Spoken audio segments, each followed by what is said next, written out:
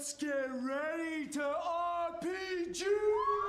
RPG! RPG! RPG! RPG! RPG!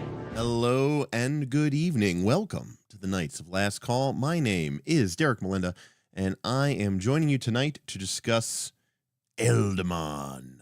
That's right, the cute, furry, funny Pokemon creatures of Battlezoo Bestiary from Roll for Combat.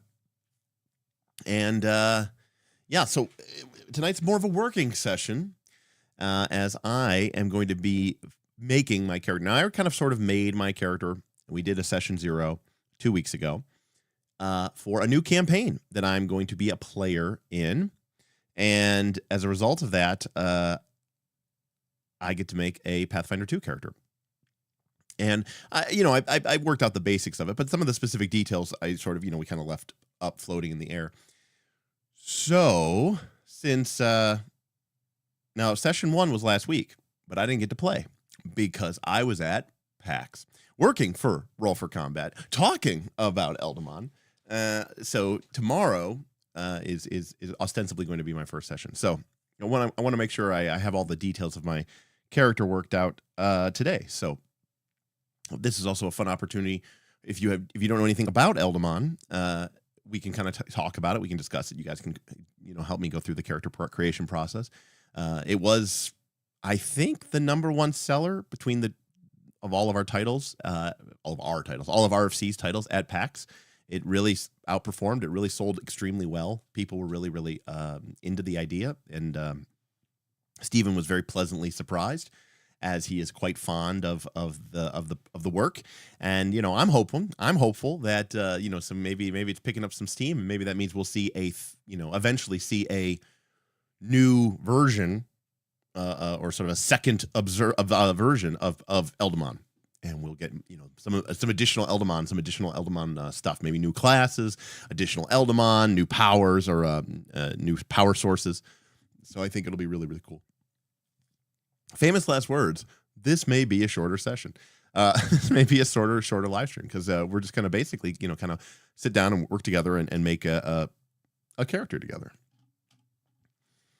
So everyone, welcome to the stream. If this is your first time, welcome. We are the Knights of Last Call.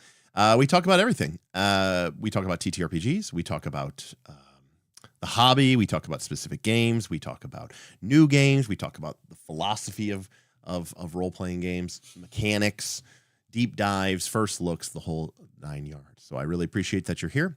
If you want to support the channel, I'd love for you to subscribe and like. And if you like what you see here, maybe you can head over to our Twitch channel, follow us there. And if you have Amazon Prime and you want to drop us a couple bucks for free, maybe consider giving us your Amazon Prime sub. That'd be really nice and really cool of you. My original goal was to get to 200 subs on Twitch, and I think we're at 115. So doing very, very well there. You can also super chat and tip, help fill us up our tip goals. So much for that. Super chats and tips, happy to answer your questions. And of course, if you do any questions, you can go drop them here in chat, because I always do tend to read the chat. It's literally up on my thing. People are enjoying the thumbnails. Thank you. Yes, it was AI, but it was a fun little cute little thing. Just, hey, here's my picture. Make me look like, Ash. Gonzo, things are getting better, slowly but slowly. I won't say slowly but surely. Obviously there's a little bit of anxiety, that comes from not having a regular full-time job anymore and relying on the YouTube. So what used to be just like a fun side project that put a little extra money in my pocket is now like, okay, how do I make this into a thing that can pay my bills? So absolutely. Nin says this is their current hyper obsession. Thank you for covering. Yeah, happy to do so. We can all definitely talk about that. Mark loves the Eldamon. Beowulf knows nothing about PF2 and cares nothing about Eldamon, but he's here for this. Oh, that's awesome. That's good. All right. Well, yeah, no, we're not doing OnlyFans. No. So, yeah, I guess we'll dive into this. So for starters, you should know that this is the PF2 campaign that I am a player in. This is Doomfall, and this is the player's guide. So this is the campaign that we're going to be playing in. And I only bring this up because it's important to understand the context of this campaign setting. This campaign setting is one where it is you can see here, it is the end of the world. There was a series of apocalypses and, basically everything that you could think of under the sun. And so this game is sort of a post-apocalyptic science fantasy campaign.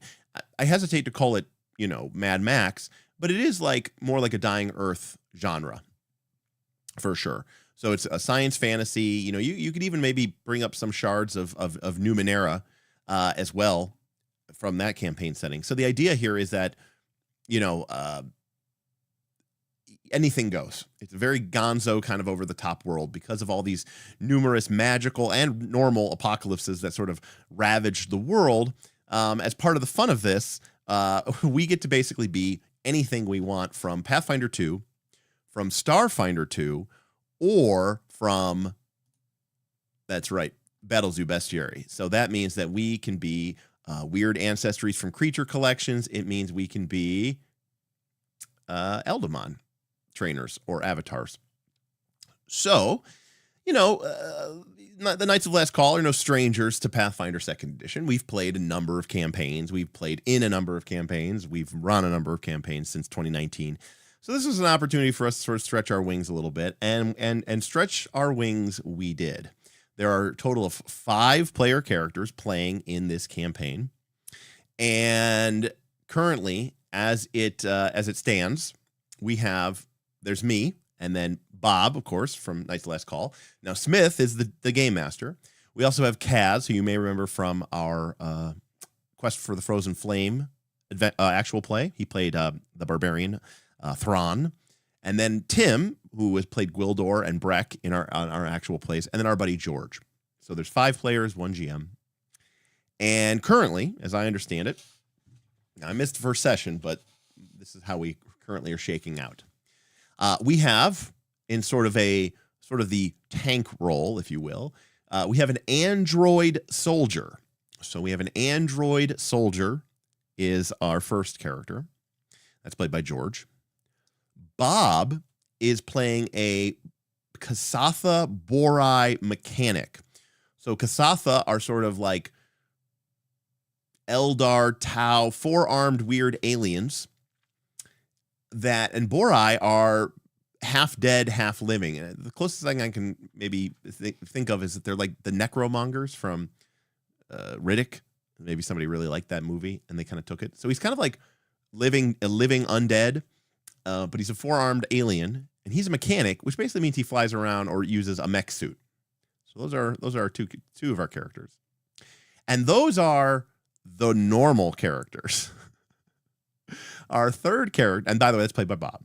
Our third character, Tim, is a magus who is the spinning tree style magus. That's the staff magus. And his ancestry is staff. He is an animated intelligent weapon. So his character is a staff, which is him. And I've talked about this on the channel. I talked about this a little bit in the Discord, but this is actually all part of a very ancient story that harkens back to a PF1 campaign over probably 15 maybe years ago, at least 10 years ago, but probably 15 years ago, where Tim had a character named Horus, and through a crazy weird series of events, we started this joke that the party, he was a healer, and the party found a magical staff, and the joke was that Horus, Tim's character, knew that the party needed a powerful staff. So at some point in the far future, Horus turned himself into a staff and then sent himself back through time in order to help out the party. Well, this is that staff. So Tim is actually technically replaying his character from PF1 named Horus, except now he's playing him in his intelligent staff mode. And what's really fun, too, is his background is time traveler. So he really hit all the notes there. And And while his original character was sort of like a healer, he really did focus more on melee and doing damage. And so while he may eventually take some free archetype and pick up some cleric stuff, he is a magus just because we wanted to go for like the damage and like the more melee focus. So that's Tim's character, Horus, the animated staff, intelligent weapon. And so that's the third character. Now the fourth character is me, Derek. Now, we'll get to this in a second. I knew I wanted to play Eldamon. And, you know, I spent last weekend at PAX talking about how people would come up and Mark would have his sales pitch and Steven would have his sales pitch. And then my sales pitch was basically like, well, I hate cute, fuzzy things, and I'm not really a big fan of Pokemon. And they're like, oh. And I'm like, but my new character is an Eldamon Trainer. And they're like, why? And I'm like, because it's really compelling mechanics, because it gives you a lot of fun versatility, because it allows you to fulfill multiple roles and avoids you becoming really stagnated or pigeonholed because of your ability to swap out your Eldamon. So it allows for a really strategic play, but it also allows for really tactical play. And those are like the two sides of the coin that I really, really like, strategic and tactical play. So I knew I wanted to be an Eldamon. But when everyone started being, you know, fun, weird races, I was like, okay, I want to be a weird race too. And, you know, we threw around some ideas. Now, I will say I workshopped this a little bit after session 0. So we'll get to what I am in a second. But we will start by tacitly saying my character's ancestry is slime. Okay. As in like I'm an ooze creature. Yes. But we'll get back to me in a second. Now, the final character in our party is played by Kaz. And Kaz is a wild man. So when Kaz saw the classic creatures from Roll for Combat, he was immediately drawn to the ancestry that started it all.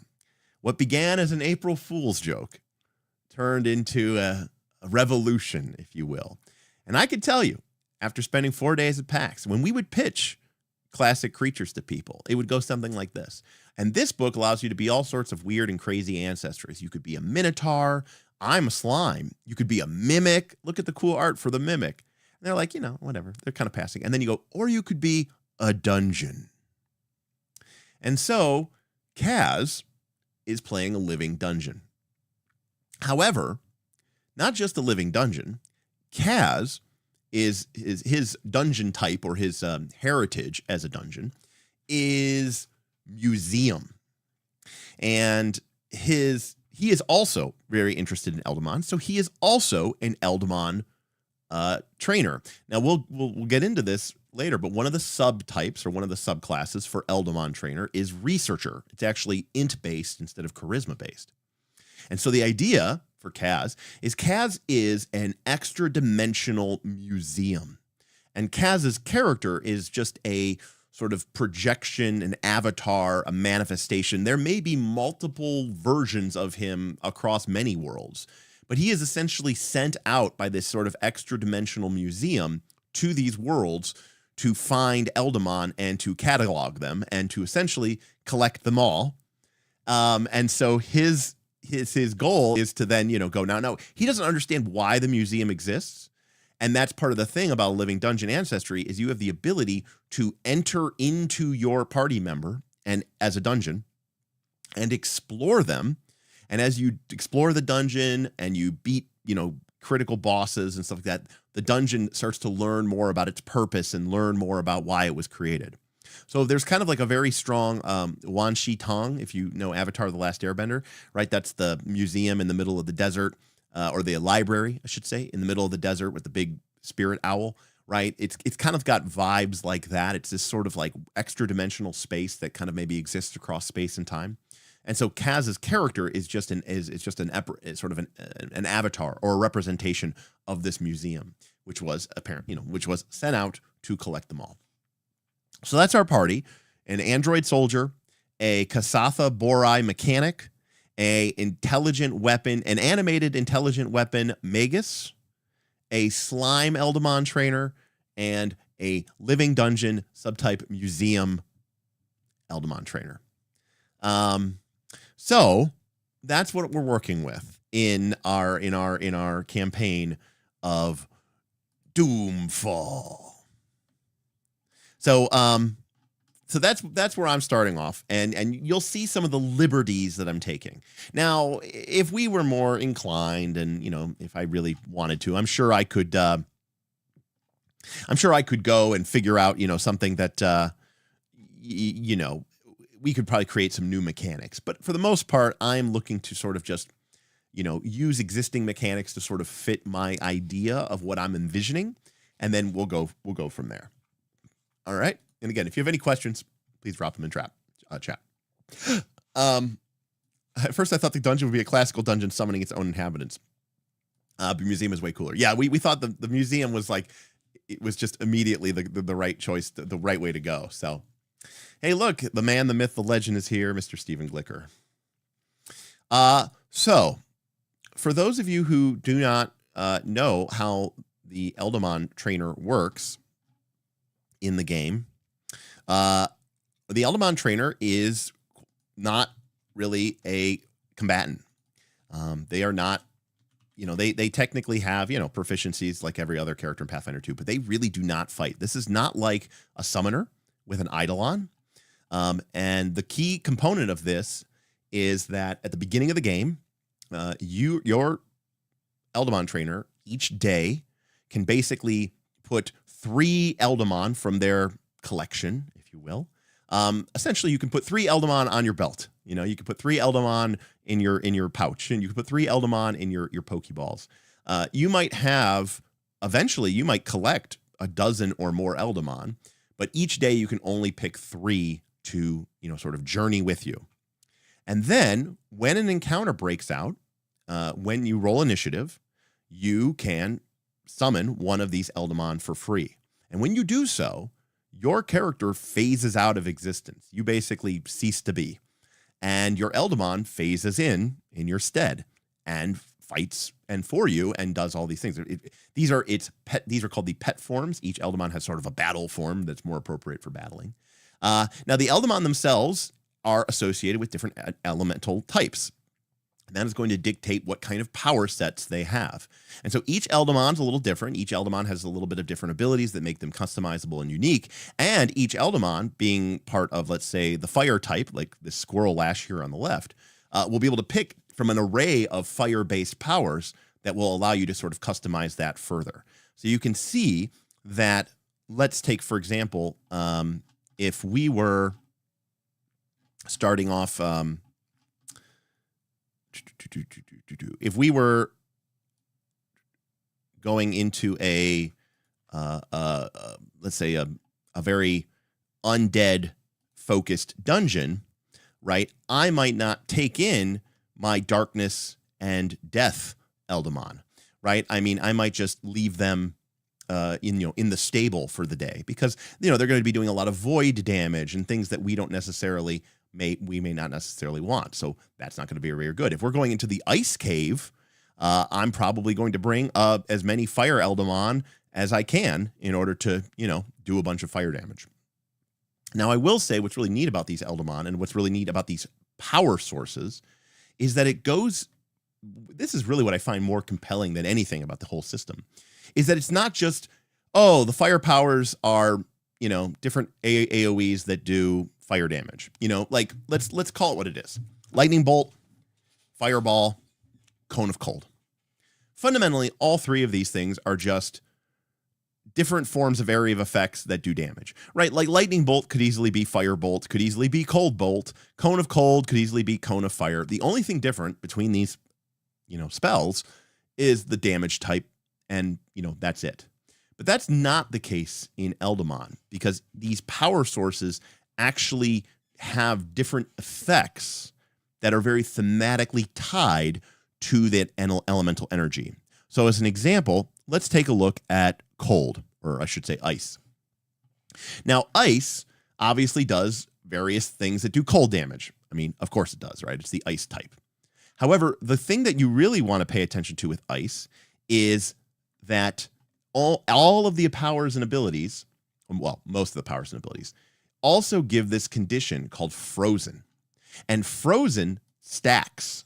So if something's frozen 2 and then it becomes frozen 3, it actually becomes frozen 5. So you can think of this as ice accumulating and building up on them. And for each condition of frozen that the creature has on it, its speed drops by 5 feet. So if you put enough stacks of frozen onto creatures, they will not be able to move. They will, they'll have a minus 40 feet movement, or they'll have a minus 50 foot movement. So as you build up this cold levels of, chilling on them, you can, sort of take advantage of that. And then there's different powers and additional powers that can take advantage of you stacking up those sort of frozen stacks. So you can think of it as like building up the ice, building up the ice, building up the ice, and then sort of cashing it in. And so it feels very thematically like ice. And that means that rather than just being like, oh, it's normal powers, but they do cold damage. Sure, they do cold damage. But there's also this whole kind of separate system of manipulating the frozen status that is unique to the ice powers, that isn't quite the same, with the fire powers or the earth powers or the wood powers or the water powers. They all sort of have a very unique mechanic that really makes you feel like that element is in the case. Now, as we were discussing the roles that we were going to play in the party, something I think is very important, we agreed that the android soldier was going to be our sort of tank. Bob is going to sort of be more of a kind of a role player. Tim is going to be a DPS character because he's a magus. Kaz, who is the Living Dungeon Museum, is going to be more of a control and support character. So I decided to be a Eldamon battler, and that means I'm going to be really looking at doing damage. And as a result of that, we can kind of take a look here at this nifty chart, which we've shown before here on the stream. There's just so much here. It's just sometimes overwhelming. I guess we need to bring up the... So you can see here that each elemental type is sort of rated in 4 categories between control, defense, offense, and debuff. And all right, I forgot. I don't remember how to. There we go. Block. All right. I actually don't know how to delete messages in chat or in. I do not know how to delete messages in Twitch.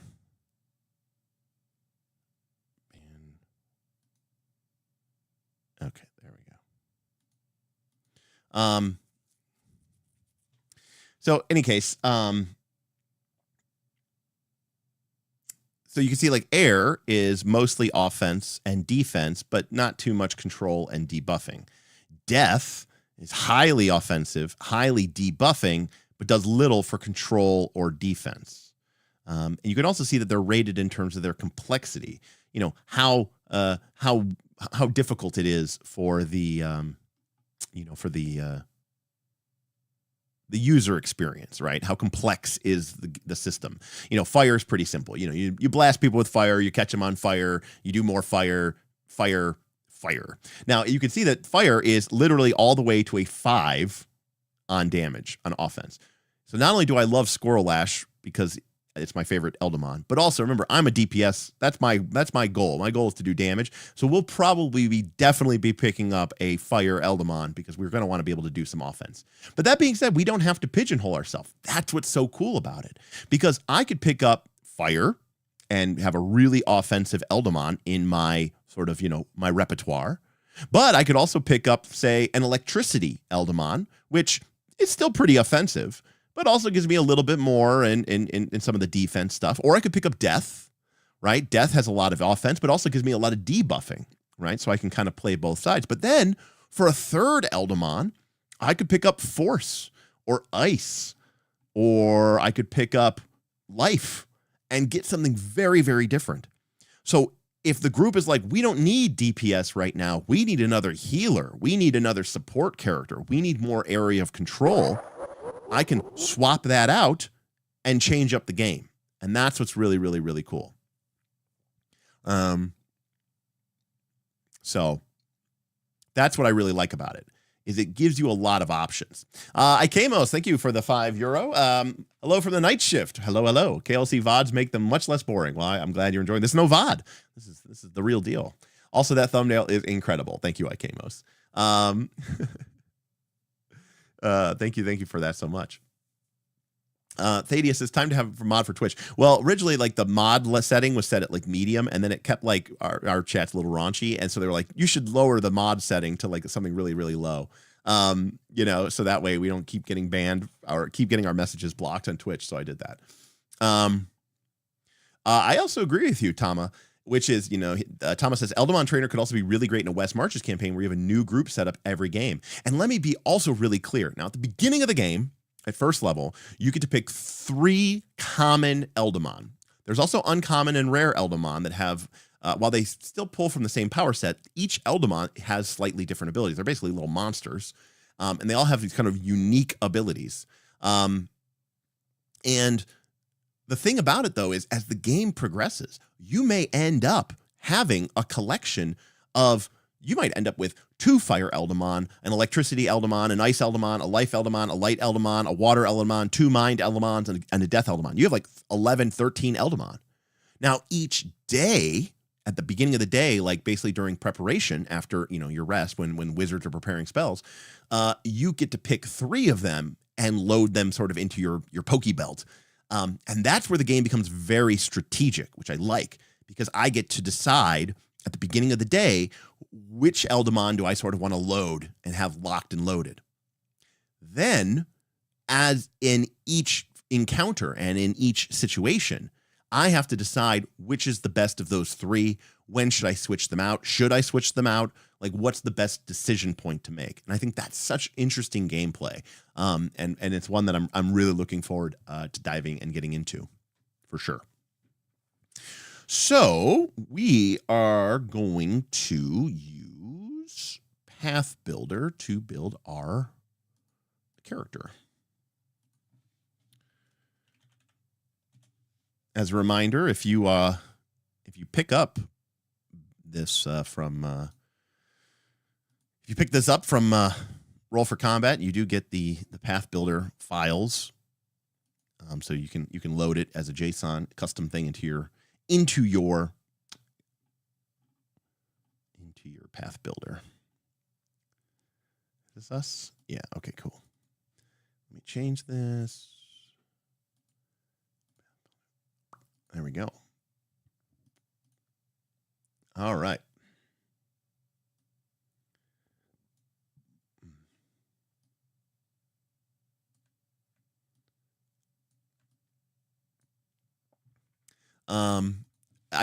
Well, I think it just came out last year, so no.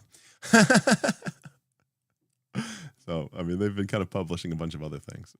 All right. So, we are going to make a new character. Oops. We're going to turn on Battlezoo, and we're going to start with our Ancestry. Now, here's the deal. This is where my first thought process is. So this is the Slime Ancestry. It's a 10 hit point class, medium speed, 20 foot speed. So it's 20 foot speed, so it's a little slow. It gets an ability boost to con and free, and it has this amorphous form ability. All right, it says slimes can shape their form somewhat, though when they're completely at rest, they tend to be shaped like a roughly dome-shaped puddle with a nucleus at the center. As a single action, which has the concentrate and manipulate trait, they can switch and alter their rough physical shape between their natural form and a vaguely humanoid form that's still obviously made of ooze. Because of this amorphous form, they can move through tight spaces as if they were one size smaller than they are. Slimes don't have normal arms or hands, but they're still able to hold and manipulate objects by forming up to 2 pseudopods, which don't really have hands or fingers, blah, blah, blah, blah, so on and so forth. Minimal vitals. Slime's nucleus is their greatest strength, but also their only weak point. This means it is difficult to harm them with precision. As such, slimes have resistance to precision damage equal to 1 plus half their level.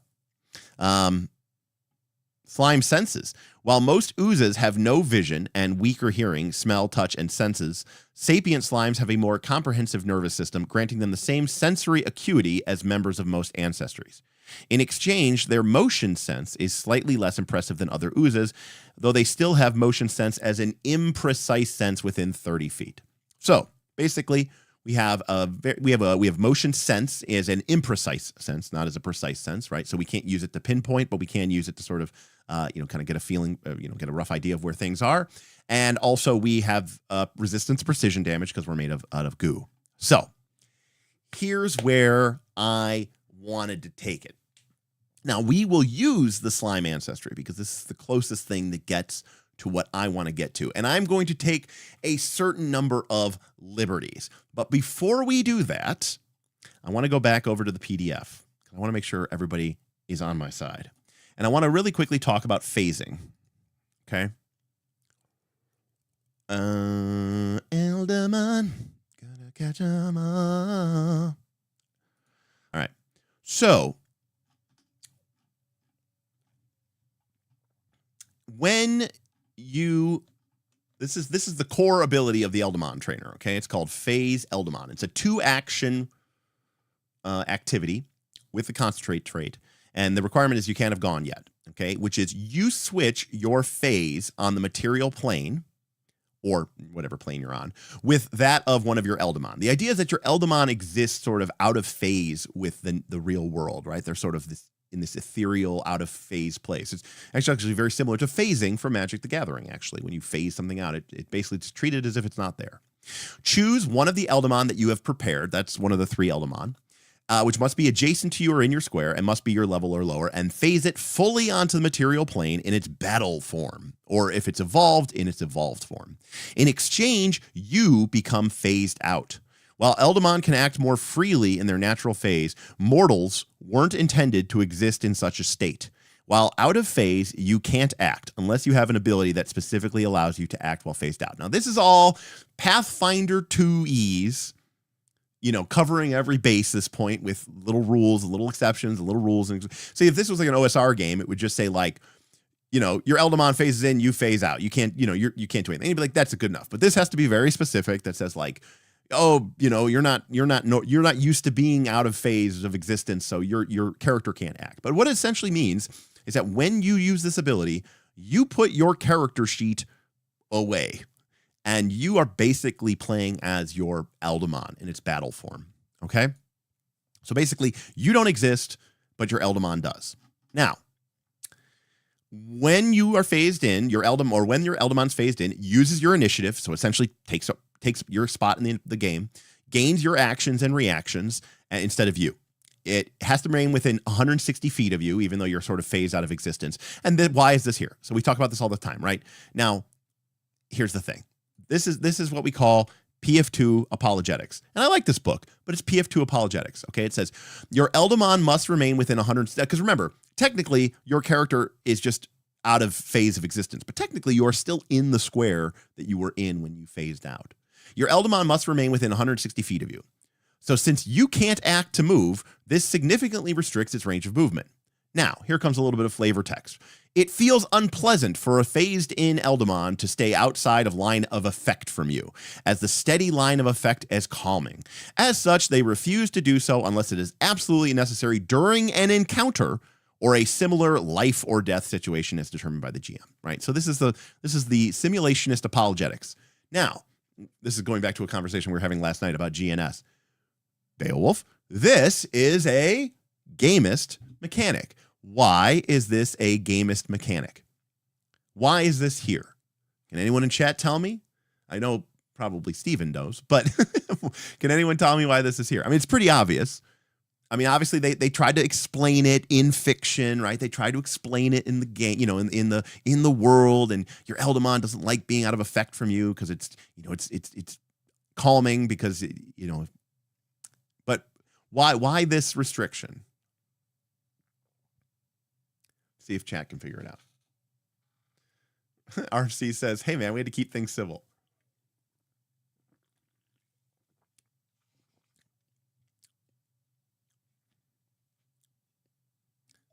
Yes, Solemn Magus and Nin got it right. They don't want you to just like not play your character, and you that way you just can't go scout, you can't go run through traps, you can't just blow up everything, you can't just go and do all these broken game things, which is what people would do.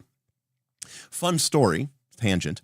In 3rd edition, everyone's very aware that level 1 wands, okay, level 1 wands with caster level 1 were very cheap. The wand formula was caster level times spell level times 750 gold. And that meant that a level 1 wand casting a level 1 spell was 1 times 750, which isn't that much money once you get a couple levels. And if you make it yourself, it's half, so it's 375.5. This is the famous Cure Light Wounds wand, which everyone talks about. But you know what else is a level 1 wand? By the way, when you make a wand fresh, again, if you make it yourself, it's 375.5. But you know what else is 375.5? Cure Light Wounds? Solemn Magus is on fire today. Yes, mount. Solemn Magus, that is exactly right. You get 50 charges of that bad boy. For those of you who don't know what that does, it summons a horse. Just straight up. Let me tell you something.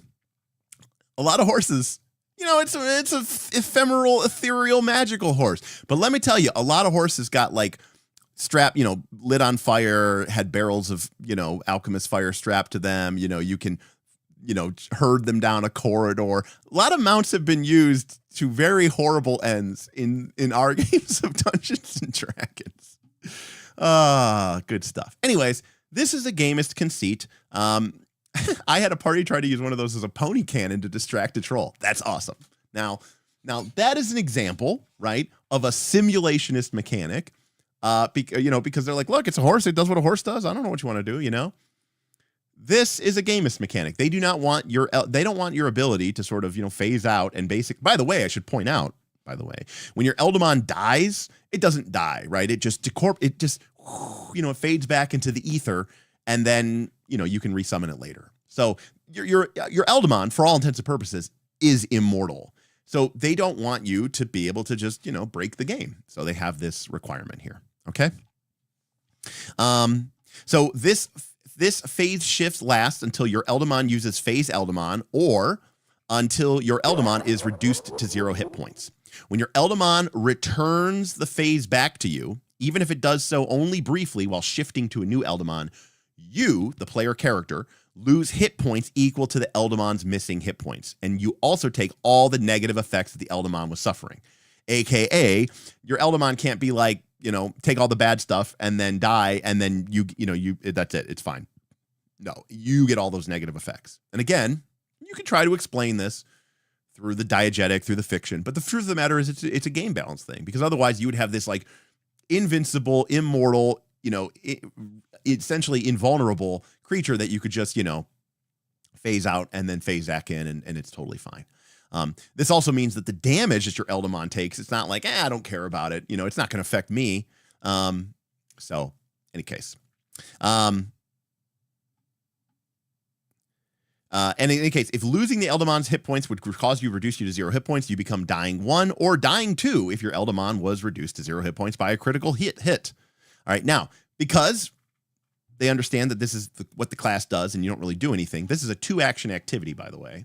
So that means if during the combat you wanted to, say, swap out your Fire Eldamon to bring in a Life Eldamon, start healing, you could do that. In fact, your Eldamon could basically be like, you know, basically like, Pikachu, return, pew, you know, and it's like, you know, Ankrub, get out there. And you could do that. However, because your class literally doesn't do anything but this, you get this special bonus, which is during an encounter, you can phase Eldamon as a free action, triggered at the start of your turn, as long as you started the encounter without an Eldamon phased in, and you haven't used phase Eldamon yet in the encounter. If you do, you can use the elemental effusion ability first. Now, we're going to get into some of the weeds on this, but this is really important. This is, you know what this is? This is good design, especially for Pathfinder 2. This is exactly the same design that Pathfinder 2 used in the remaster when they made the Barbarian basically say, you get to rage for free at the start of the fight. We understand that it's just an action tax. If this didn't exist, every Eldamon trainer in existence would, the first thing that they would do every round, every combat, would use 2 actions to summon their Eldamon. They literally can't really do anything. They don't have any special abilities or powers. Like, they suck. They're just kind of a person. So you give this to them because that way that it's not just an action tax, and that way they can actually bring out their Eldamon and, you know, do it for free. So your Eldamon in the very first round basically, you know, gets to start and get a full turn of 3 actions. Okay? So, very cool. Now, what about this elemental effusion ability? It says, if you do, you can use the elemental effusion ability first. Now, this is where the game gets really, really clever, okay? One of the things that you're going to notice, Derek, I summon you. Yeah, I'm not a good, you don't want me as an Eldamon. One of the things that you're going to notice with all the Eldamon is the Eldamon have, every Eldamon is vulnerable, okay, and has weaknesses, okay, and has resistances to energy types. Okay, so for example, a fire Eldamon, right,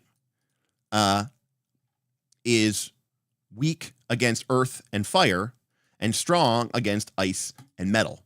So every Eldamon has these vulnerabilities. In fact, if we go over to our boy Squirrel Lash, the fire squirrel Eldamon, okay, come on, it's okay, you can load. Derek still hates PDFs. You can see that he has resistances to fire, metal, plant, and wood, and weaknesses to cold, earth, and water.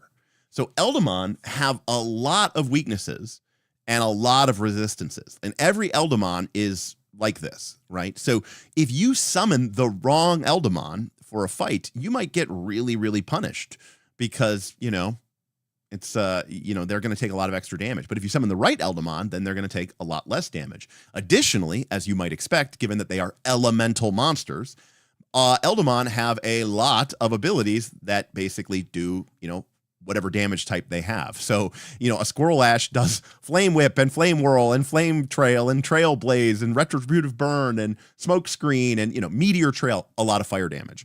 So if you summon a Squirrel Ash against a creature which is immune to fire or highly resistant to fire through, you know, having really high resistance, you're going to have a bad day.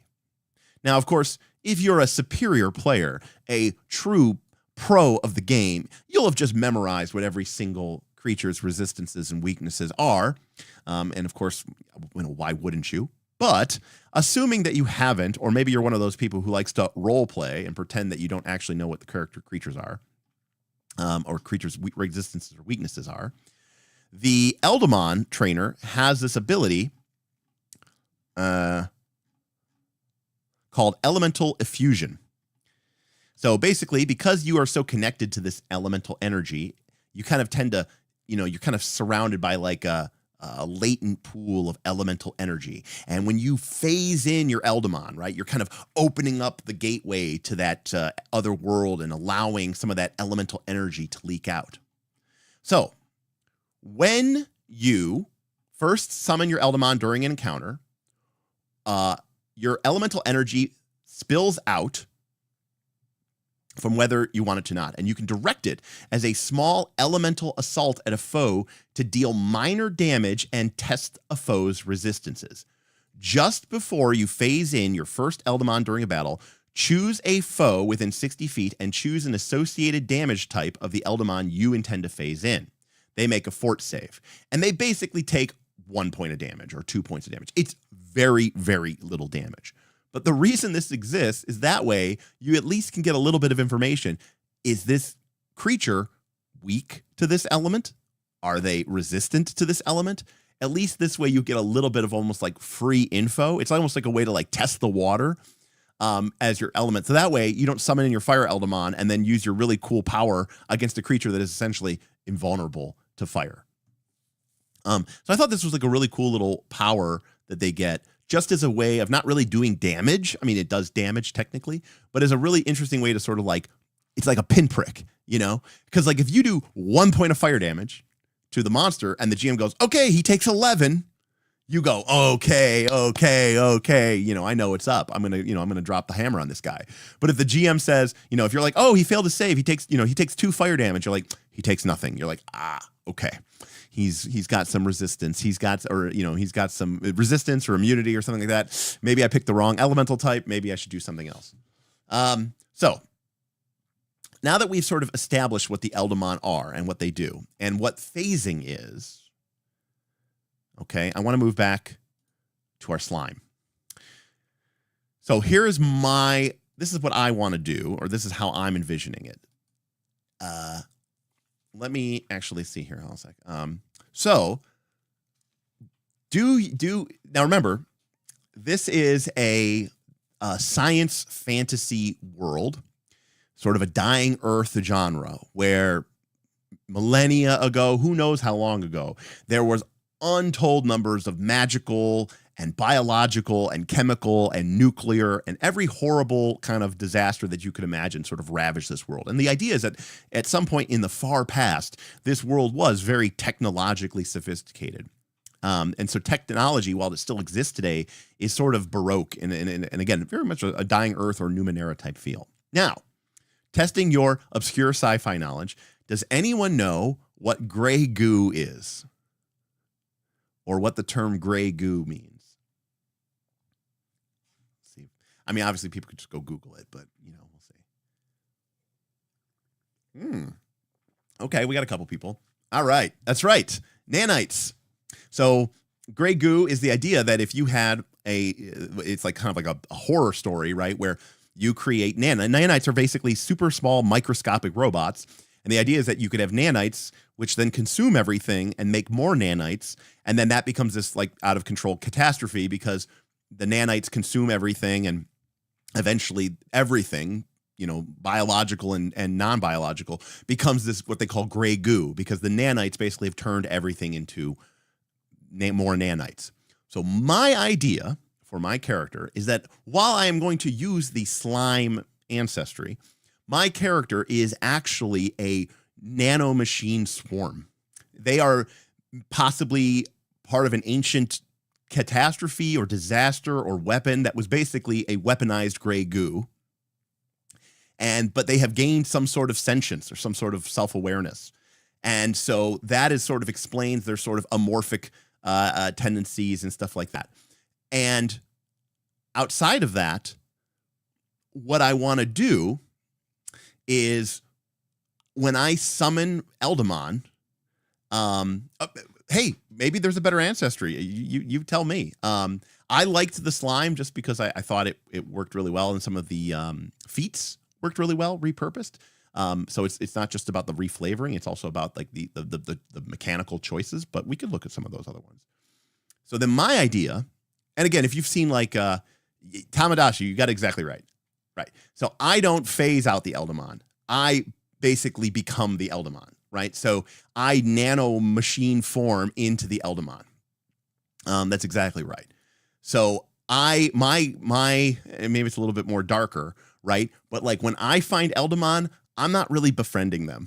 I'm like downloading their DNA. I'm kind of like I'm like really capturing them. Like I'm like incorporating their biological and neurological and psychological essences into my sort of nanoswarm and sort of processing it. And then because when I phase, right, functionally my character disappears and the Eldamon appears. But since it's my swarm, nanomachine swarm sort of reconfiguring into this Eldamon form, it's functionally the same thing. I cease to exist, my Eldamon exists. And it makes a lot more sense that when my Eldamon sort of form is defeated and my nanomachine form sort of comes back, that's why I take the damage. Right? That's why I take the negative conditions. Oh, my Eldamon was on fire, and now I kind of revert back into my sort of nanomachine form or my nanomachine swarm form. Yeah, I'm on fire too, because that was me. So that's my idea for my character, is that I am this. Now I don't really know, I haven't really thought about like the hows and whys of like why is my character adventuring or exploring. But I do know that the subclass I want to take is Eldamon Battler. Wow, Derek, way to make this wholesome book into a nightmare. Yeah, well, look, I mean, the name of the campaign, okay, is Doomfall, okay? Like, I mean, what do you want from me?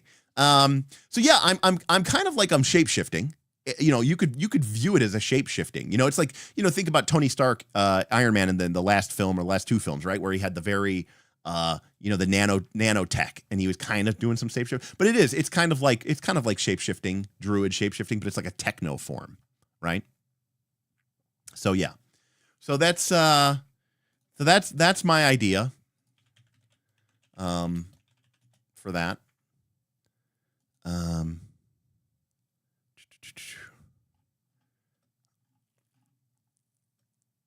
No, I'm streaming at the normal time.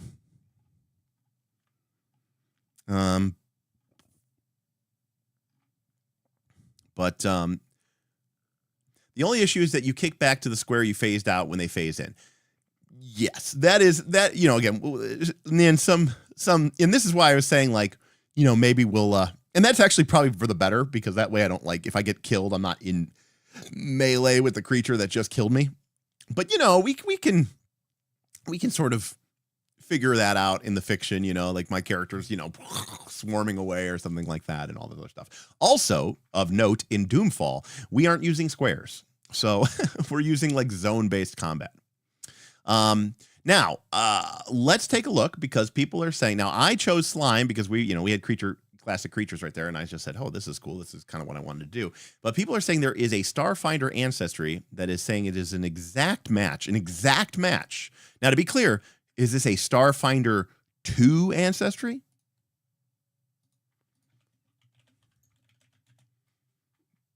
Because if it's not, you know, if it's not, then you know, wait, that's not going to do me any good.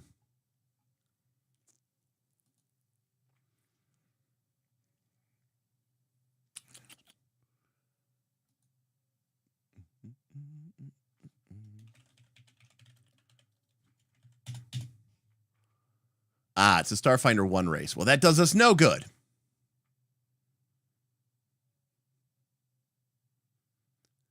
So we cannot use that. You know, if this campaign was starting in a few months, you know, maybe we could do that. But no, we are using Starfinder 2. So, but that is Astrozoan. Okay, let's take a look at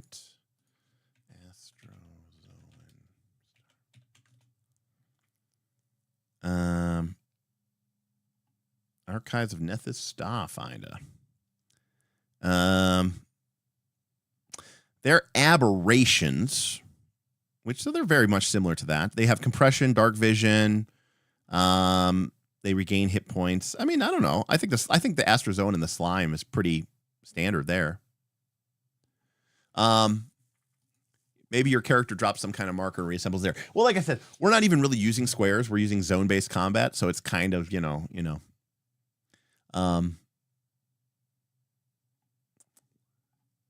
I'm fine using slime. So, I mean, even as I read, I mean, this is Starfinder 1, obviously, but like Starfinder 1, like, I mean, basically, you know, it can compress, it gets a bonus to, you know, kind of shape into another creature, you know, so.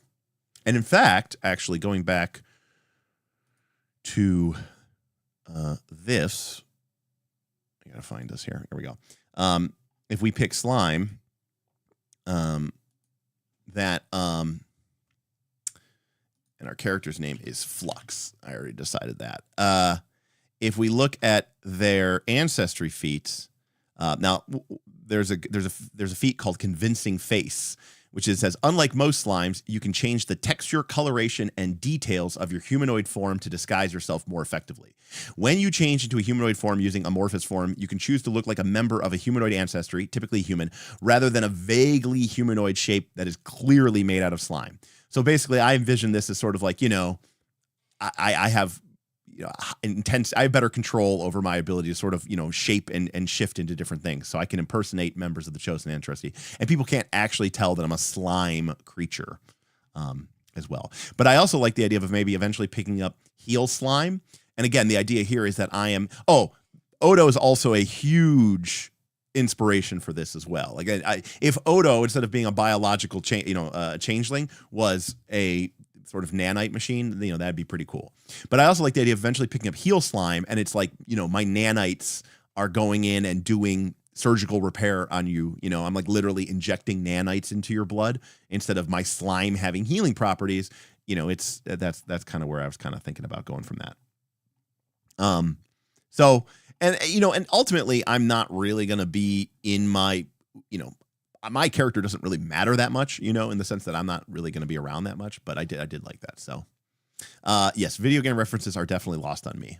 So, I mean, there's some good feats. I mean, Bouncy Slime makes you immune to fall damage, which is obviously pretty cool. That's a pretty powerful first level ancestry feat. But I'm a big believer that in Pathfinder 2, a lot of feats, most feats, are kind of more for flavor and fun than for actually any real practical purpose. And unlike Dark of Winter, which is the last Pathfinder 2 campaign I played in, where pretty much every fight was a severe, extreme, or an extreme plus, or an extreme plus plus, this is a game where most of the encounters are going to be moderate. So I don't feel as pressured to like take the most powerful option. And I feel like being a slime and taking convincing face kind of gets me to where I kind of want to be in terms of, my powers and my abilities. So we're going to go with Slime Fighter. Slime Convincing Face. Now, this is where I wasn't sure what to take as my heritage, because there's the Amphibious Slime, which gives you a swim speed, and you can breathe water and air, which I thought was kind of cool. But the Fractal Slime says you are a child of another sapient slime capable of sharing your memories and personalities with the offspring, blah, blah, blah. But in this case, you get extra trained skills. However, I was thinking of it more as like, my nano machine has sort of like absorbed my nano machine swarm has like absorbed other people, and their like memories are part of like my core matrix. So I thought that was pretty cool.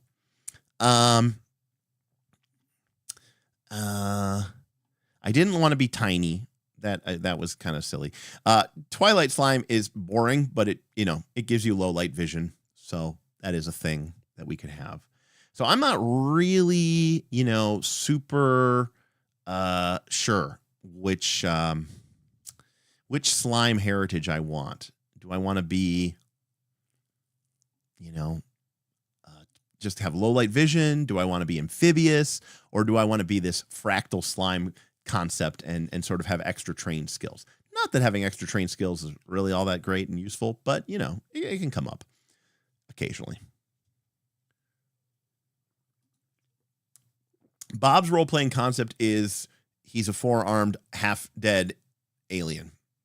That's it. That's Bob's role. That's Bob's role-playing concept.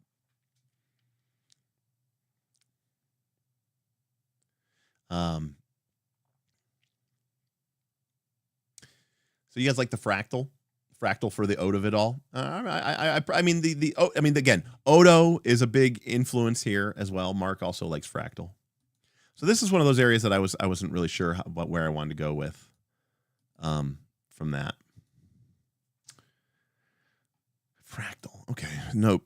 Functionality to allow you to choose your own proficiency does not exist. Please give yourself a custom skill increase at levels 1 and 5. Okay, got it. All right. Well, we'll go with fractal then, to kind of represent the fact that we have this sort of like, base well of knowledge. Now, for background, just as an aside, let's go over to Eldamon Trainer. So our key ability is Charisma or Intelligence. One of the subclasses is Intelligence. Ours will be Charisma. We're 8+ Con. We're trained in Fort and Reflex. We're an expert in Will. We get Diplomacy plus 3 additional skills. We're trained in Simple Weapons, and we're trained in Light Armor. So not a whole lot of stuff there. And then we're trained in the Eldamon Trainer DC. Now, true story, I don't know if there is a real point to having, and by the way, please, if this is where it's like I need you guys, your help. I don't really know that the Eldamon Trainer's DC gets used for anything, because when you summon an Eldamon, you use their DC. So yeah, not really sure what I'm using my class DC for too much. The only reason I bring that up is just to say maybe we don't max our charisma, possibly, maybe, because I think that are some magical items using the class DC of the wearer.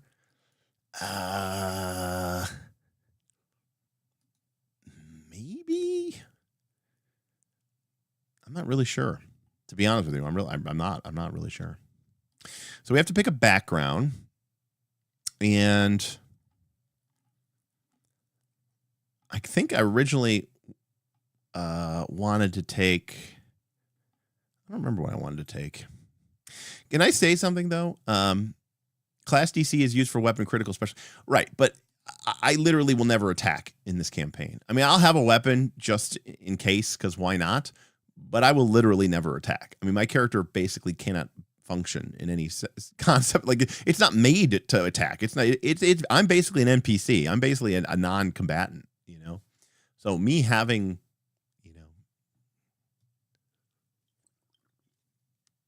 me having a good DC is kind of pointless.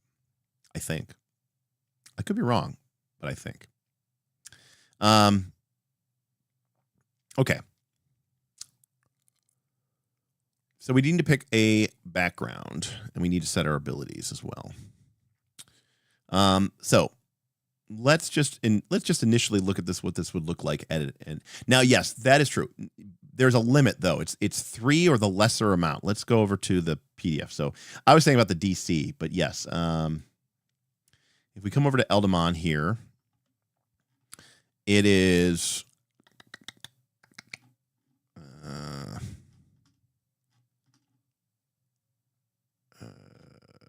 Eldamon.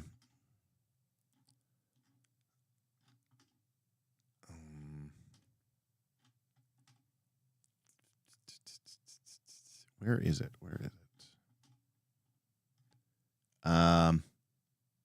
Each day during your daily preparations, choose a number of Eldamon equal to 3 or your key attribute modifier, whichever is less. So I don't really see a reason to have an 18 charisma. And the only reason I say that is because then we can have a higher con or we can have a higher dex, which I think could be useful for us. Especially potentially hit the extra hit points. That does increase as you level. Yeah, but my charisma will increase as I level too, right?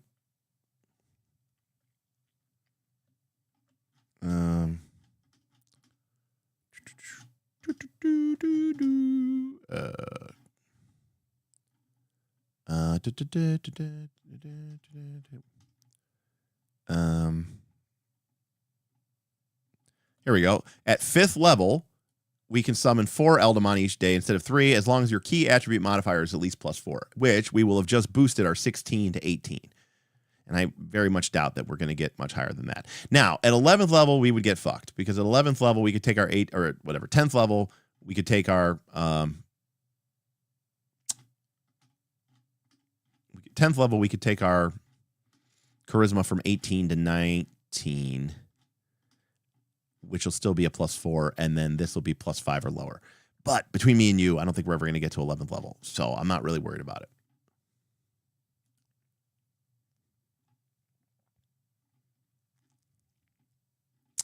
So we could just go to 18, but normally I don't recommend it, but I think we can get away with it. This is why it's important to know, what your campaign is about. All right, but so let's pick a background. Anyone want to recommend a background? Can I say this again? Choosing a background is the most boring and worst part of the Pathfinder 2 experience. I've always felt it is. Amnesiac, huh? I could be an amnesiac. I mean, after all, I'm a nanobot swarm. I don't know why I exist or where I came from.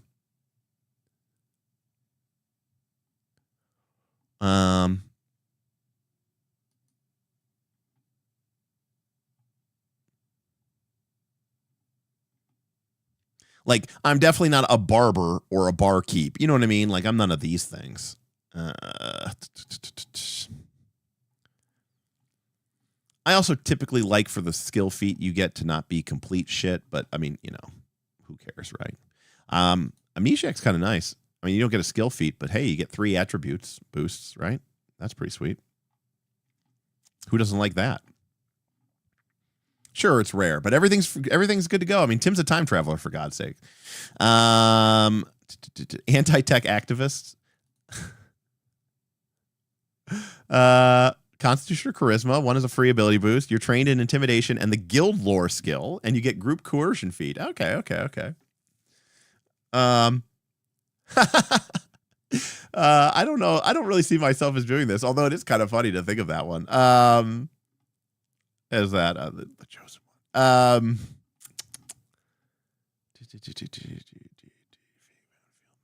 Fortune, no. So many of these are just so like not needed. I don't think we have Starfinder in here. Maybe we do. No, we don't have. I don't think we have Starfinder. No, because that implies that I had a job. Like this is not my job. You know what I mean?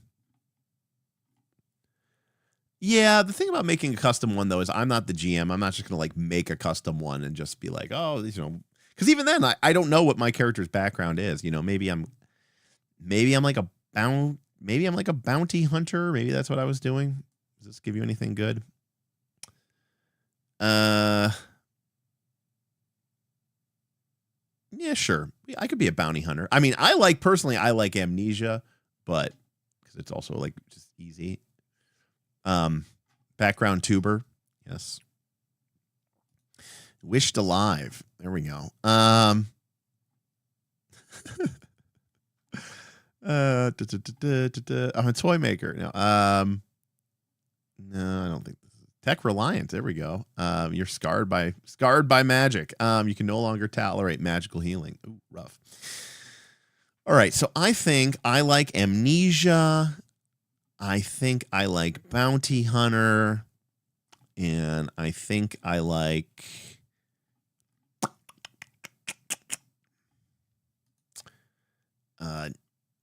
nomad, maybe, and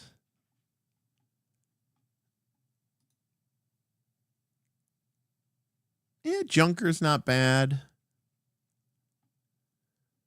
Regional has menagerie dung. What the fuck is that?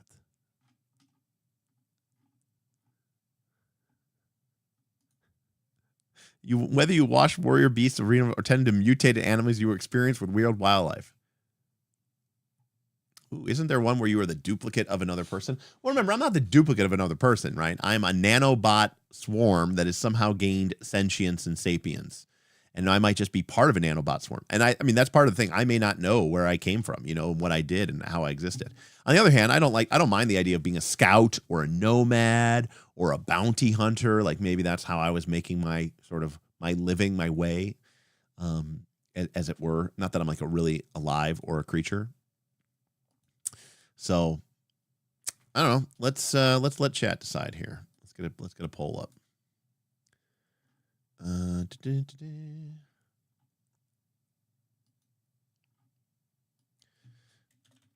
Okay, we got, what do we have? We had amnesiac, we had nomad, bounty hunter, scout,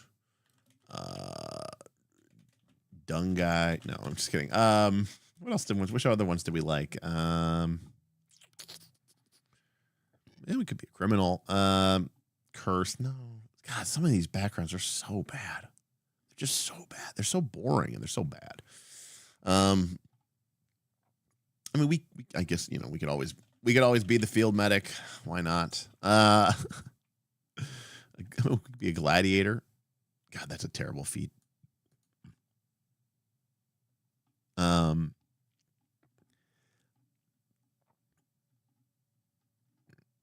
Yeah, I'm just not a fan of like really boring, you know, backgrounds.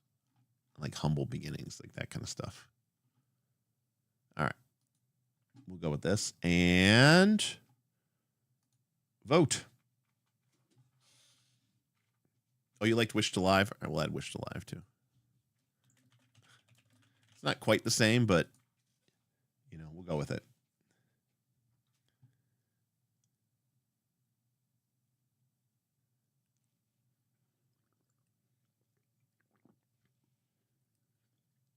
Well, that's how I usually do it. Stand Not So Saint, but you know, we'll try something different here.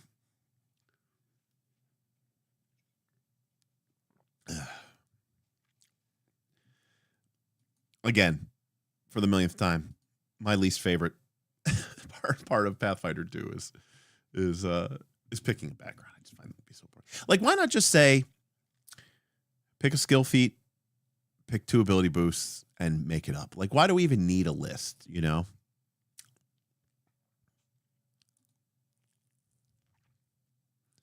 and just like explain why you had those things, you know? Well, you know, no, I know I could do that, but I'm not the GM, and so I have to, you know, I have to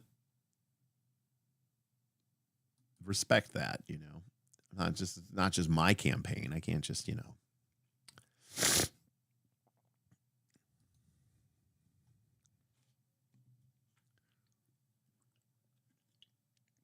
You know, it's funny. The last time we did a PF2 campaign or PF2 stream, it was like European time. It was like middle of the night. We had like 150 people. I would thought we were going to get a lot more people, but you know, people saw Derek was building a character and they were like, nope. Hey, Derek, make your own. Yeah. Well, that's the other problem. Is like I don't really know what my background is. It's just kind of like, you know.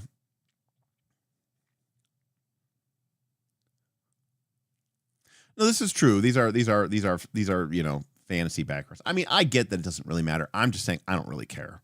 At the end of the day, it's just, you know, it's just a free stat. Like what do I always say on my channel? I don't care about background.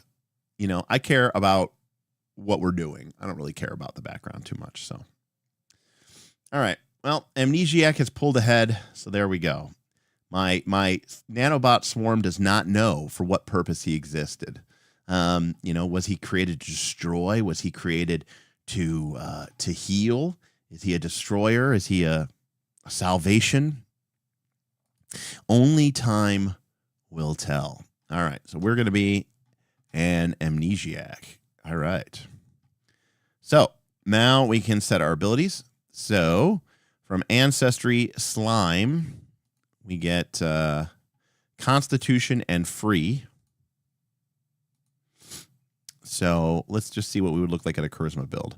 So we'll get Charisma, Dex, Wisdom. I do like having Con, like a lot.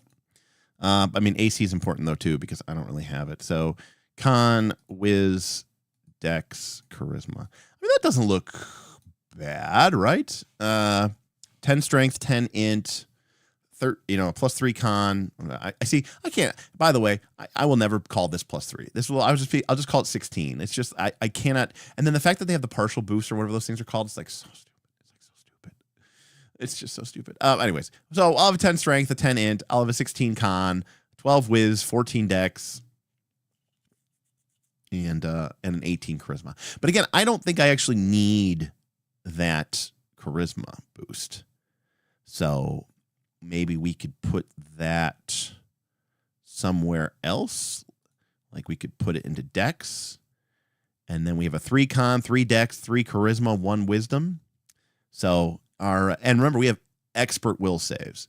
So, you know, we have pretty good saves. I mean, not that we'll be around that often, but we're trained in Fort, we're trained in Reflex. So, but we have 3 and 3 Con and Dex, and then we're expert in Will, and we only have a +1 in Wisdom, but that's okay. And Charisma's still +3, which for all intents and purposes of the game is going to be, you know, plus. When we get to level 5, we get 3 16s that go to 18. That's pretty hot. Do your stats affect Eldamon? Not that I could tell. I could be wrong. We may have to redo this whole thing, but. No, I didn't think so. Eldamon have their own stats, actually. Like if we look up, like if we look up Mr. Squirrel Delash, where are you at, Squirrel Ash? Squirrel Ash, I choose you. Is this not in alphabetical order? What's going on? Oh, it's in elemental order. A, B, C, D, E, F, G. Where the fuck is Squirrel Ash? There it is. So Squirrel Ash, right? That's Squirrel Ash's attributes. You know, that uses its own. It uses its own thing.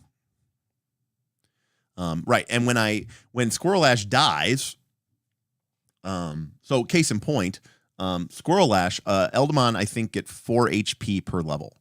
So a level 1 Squirrel Ash is going to have 4 HP plus 2 from Con, so 6, plus its Eldamon ancestry of 6. So it'll have 12 12 hit points.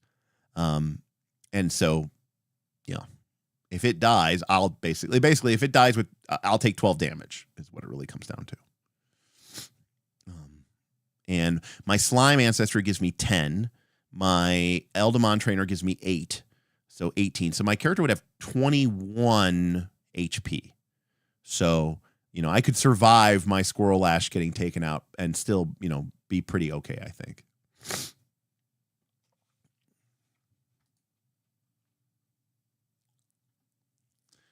You can't get to a +4 con stand because your class boost has to go to Charisma. That's just the way Pathfinder 2 works. You don't really get a choice for your class. That's just decided by, Eldamon Trainer. That can only go to Charisma. So in order to get an 18, you have to boost it as part of your ancestry, your background, your class, and your determination. So you're free determined. So anyways, all right. We're gonna go with this. I think that'll work. All right, so skill trainings. Well, we get diplomacy. There's nothing for con. We have dex. I can see my character being good at stealth, so I'm going to pick up stealth. Now, remember, because of our fractal identity, we actually get we get to start with a free an additional one. I'm thinking about Odo here. I'm thinking about like this amorphic nanobot swarm. Like, what would they know?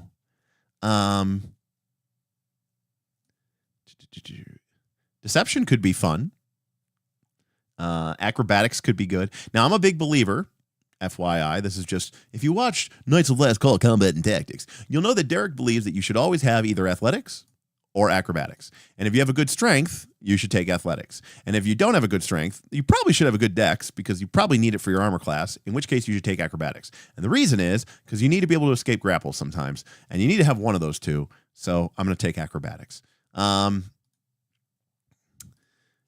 You think intimidation? Odo is very intimidating. Intimidation is fairly useful. I like the idea of thievery as well, for sure. The problem is that my character will never be in combat, ever, right? So my Eldamon might be making demoralized checks, but not me, because I won't be there. I'm going to be in Eldamon. So I'm thinking about taking skills that I can use, say, in exploration mode, right? Because that's the only time my character is really going to matter. So, well, I already got stealth taken. I got stealth at +6. I also kind of like doubling down, on my good stats here. So you also don't need to escape a grapple. Well, I'm not just talking about grapple as a grapple in like a combat sense, but like grapple as a like something ties you up or something traps you or something like that. A lot of those things are make an acrobatics or athletics check.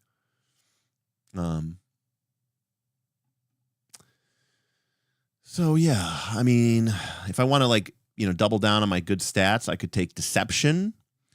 I could take intimidation, but again, I already have diplomacy, so I have already sort of from that.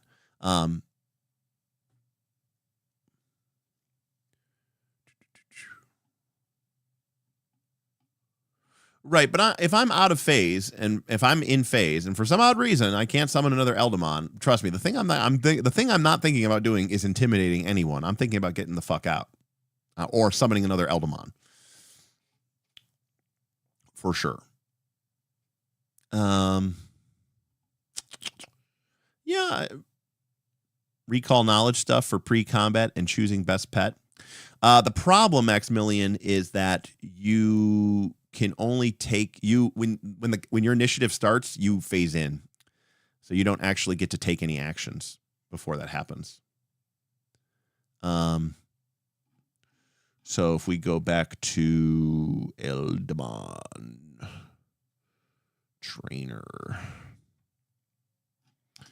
so you get to phase in for free, but it triggers at the start of your turn. So we wouldn't get a chance to recall knowledge.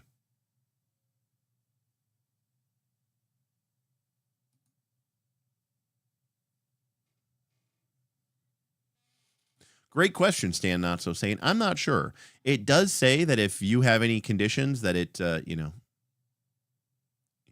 gets rid of it. So, but turn 2 is still a turn. I don't know what that means. I mean, I'm out of phase at that point, so I'm not even in existence. I'm not doing anything. I don't get any actions, and I can't take any turns or take any actions. So,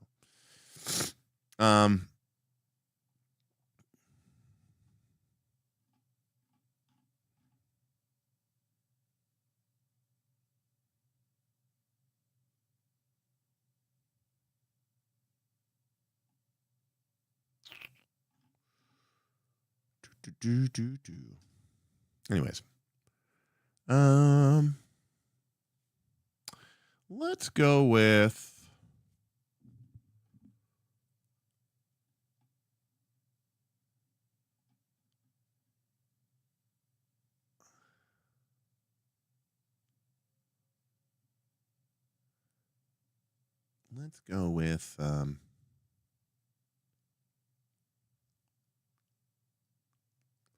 I see. Yeah, I don't think I would ever do that. I see what you're saying. You get to use it free once, at the start of your turn. But yeah, no, I mean, like I'm bringing out the Eldamon.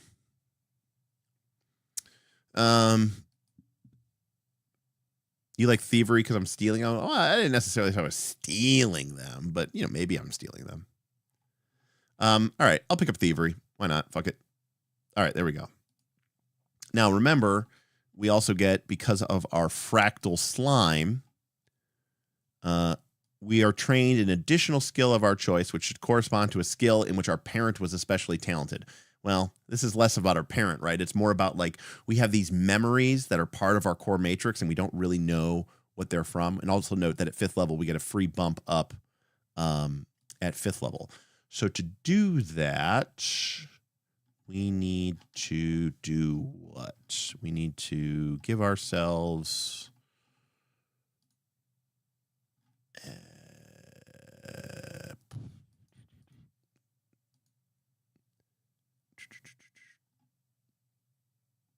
custom skill increase. Okay, here we go. All right. So we get one more. All right, chat. Chat gets to pick because this is our bonus one. Now, keep in mind that this is the skill. Oh, Tama, that's exactly what I'm envisioning with the thievery. Is like, my little pseudopod goes in there and, kind of wiggles around, Tony Stark style, right? That's exactly what I'm thinking. So, our choices are going to be. So this is our fractal stolen skill training, right? That we'll automatically get improvement on. So we could take, I guess we could take intimidation, although I'm still not a big fan of it. Intimidation. I don't really want to take something that we're not good at. Performance is weak, and I don't really care about it. Yeah, I mean, maybe it's just intimidation just because it's so good. So it could be intimidation, could be survival, it could be deception. It could be one of the knowledges. All right. The poll is up.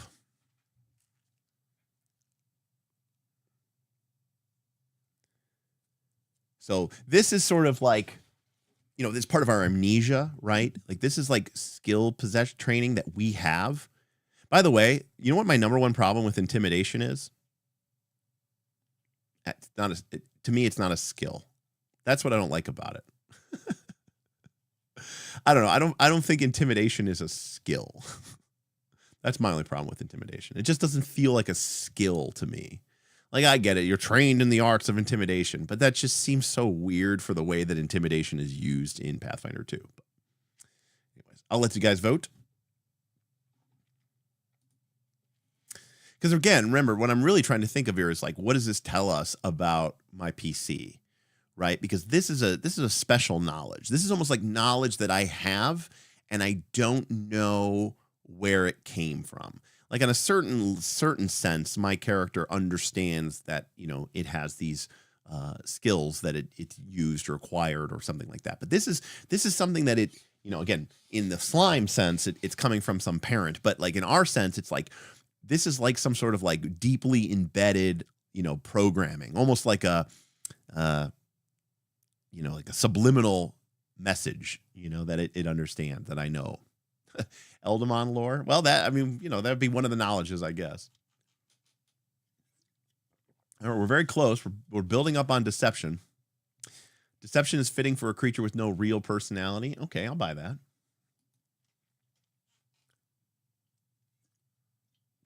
Lore wine. Is there a reason that we're going lore wine?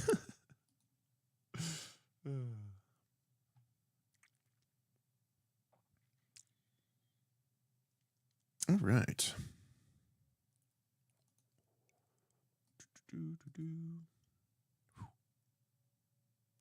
Nice little cozy stream tonight. This is one of our smallest streams that we've had in a very long time. What's up, everybody? Yeah, we could go into medicine if we want to lean into the whole healing nanite thing. The thing is like, I'm also considering taking that feat, taking that heal slime feat at some point. Let's see what it says here. You can administer first aid or treat wounds without healer's tools as long as you have a free pseudopod. If you have the battle medicine feat. So I do kind of like that, actually. Because I do want to take that. And you do still need to have medicine. So I do kind of like that. So maybe we get rid of, I don't know. I like having stealth, though.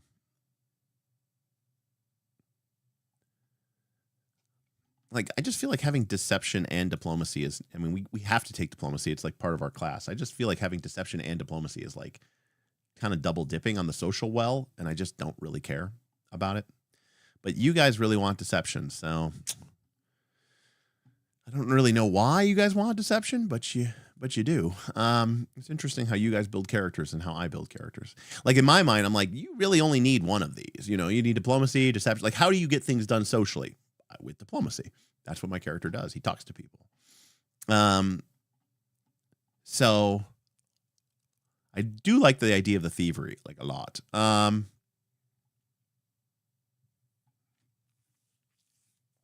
Well, maybe, you know what? Fuck it. We'll drop. I know I said I wouldn't drop it, but I'm going to drop acrobatics. I do want to pick up medicine. So there we go. Because I do want to pick up that ancestry feat at 5. And I'm sorry, yeah, the healing slime thing at 5, and then also at 5 this becomes expert, you know. So, well, I don't want to be intelligence building in because the museum Eldamon Trainer is already intelligence build, and I don't want 2 intelligence builds. So it really makes sense that the museum is the intelligence build because, you know, again, the museum is the Eldamon researcher, you know. I'm the Eldamon battler. And I'm definitely not the Eldamon whisperer. So I am an Eldamon battler. That's my calling. All right, so now we get to pick a class feat. All right, so our choices are familiar. Elemental Steps, Eldamon Coordinator, Elemental Tongue, Incarnate Eldamon, Second Calling, and Shiny Eldamon. So Eldamon Coordinator is we can arrange our Eldamons to look really cute and present them in a cute way. Yeah, we're not doing this. Mostly because it's just not really in theme with how we're using our Eldamon at all. Also, it gives us a bonus to performance checks, and we're not using performance checks. Well, that's what I understand. Like, what's the flavor of the deception? Is it the disguise part? Is that the part that we're having? Okay, elemental steps. You train and motivate your Eldamon friends to move more swiftly and deftly. All of your trained Eldamon increase their speeds by 5 feet. Additionally, they can step into difficult terrain. Now, this is going to be really important to note that we are not using squares in this game. Now, I'm not saying that having a faster speed isn't a good thing. I'm simply saying that we are kind of using zones, and movement's going to be a little bit more loosey-goosey. So the advantage of something like an extra 5 feet may be a little bit not as effective as you might think it might be in a normal situation, because it's a little bit more hand-wavy in terms of like distance and location. This gives us this ability to talk and not really care about that. Familiar, okay, no. Shiny Eldamon. Our Eldamon glow, and we don't need torches anymore. We get a second calling, and we get there's only 3 callings, so we would be both, but I don't really want that. And then incarnate Eldamon. All right. You briefly incarnate an Eldamon in order to use its powers without swapping phase, although doing so requires energy. This is probably the one I'm going to take. So you can use this once a minute, aka once a fight. And what this basically does is it lets you, in a pinch, as a 3 actions, you can use a power from one of your Eldamon that isn't summoned without actually summoning it and swapping it out. And you're basically paying an action tax to kind of basically use one of your Eldamon, even though it's not actually in phase. So the way I look at it is, even though my Nanobot Swarm is in Squirrel Ash form, like if I need to, if I really focus hard, if I really drain energy, like I can sort of reconfigure instantaneously, briefly into like, you know, Oncrub, which is the life one, and I can use a heal power. It'll take 3 actions, not 2, but you know, I don't have to go through the process of swapping, which is a 2 action thing, and then using the power, you know what I mean? So this is I think this is really appropriate for us. Also, I think it's really flexible, tactical, and cool. So I think it's flavorful, but I also think it's very cool mechanically, and so I'm going to take Incarnate Eldamon. Also, apparently second calling is 4th level, according to Nin, so that shouldn't even be on that list. Okay. So, but I'm not, by the way, we're not going to do like gear and stuff like that. I mean, cool, useful, and not cute. It's winter. Oh yeah, Tamadathi. I'm imagining like, kind of again, like when like Iron Man is using his nanobot swarm, right? Like part of my arm might change into that part of that energy, you know? So, I mean, yes, Oncrub specifically ability, blah, blah, blah, but you know what I mean? I was just using that as a rough example, but yes, the life thing works differently. Life doesn't really heal you. It gives you temp HP. Yes. But you know what I mean? We need cold damage. Okay. Do a cold damage. All right. So that's that. We're level 1, 21 hit points. We've got, let's see. Let's just pick a gear.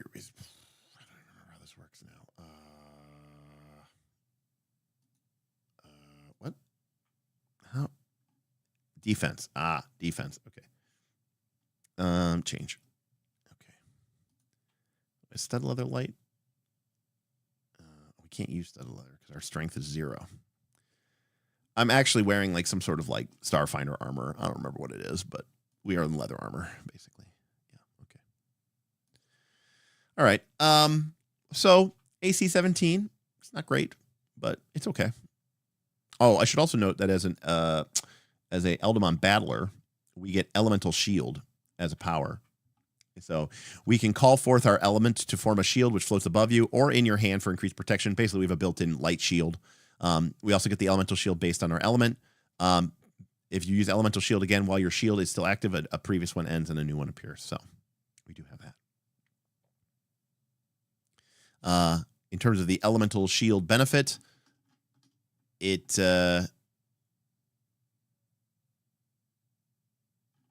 depends on your our Eldamon also get it too, right? So that's cool. Our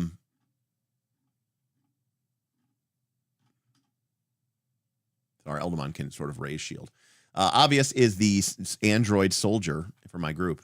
The one thing we partially have covered is carrying capacity. Due to the dungeon. Yes. Yes, and the soldier. Does AC even matter as a trainer law? This class was weird to crave for. Yes and no, Stan. It doesn't matter because most of the time, hopefully, I'm in Eldamon form. But there is going to be times when my Eldamon are defeated.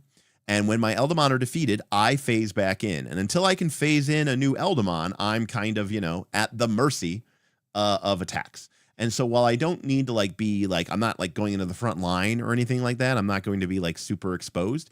I do want to be able to have, some amount of protection. Now, I personally would rather have more hit points because that way I can potentially, go through multiple Eldamon summons without dropping. But yeah, I still think I need to be somewhat, mindful of my armor class because, as Nin says, AC does matter because you won't always fade out. When you drop back in after your 12 HP, you're gonna have to wait till your turn. Yes. So that's kind of my thought process there as well. All right. My slime senses, cool. Trained Eldamon, cool. All right.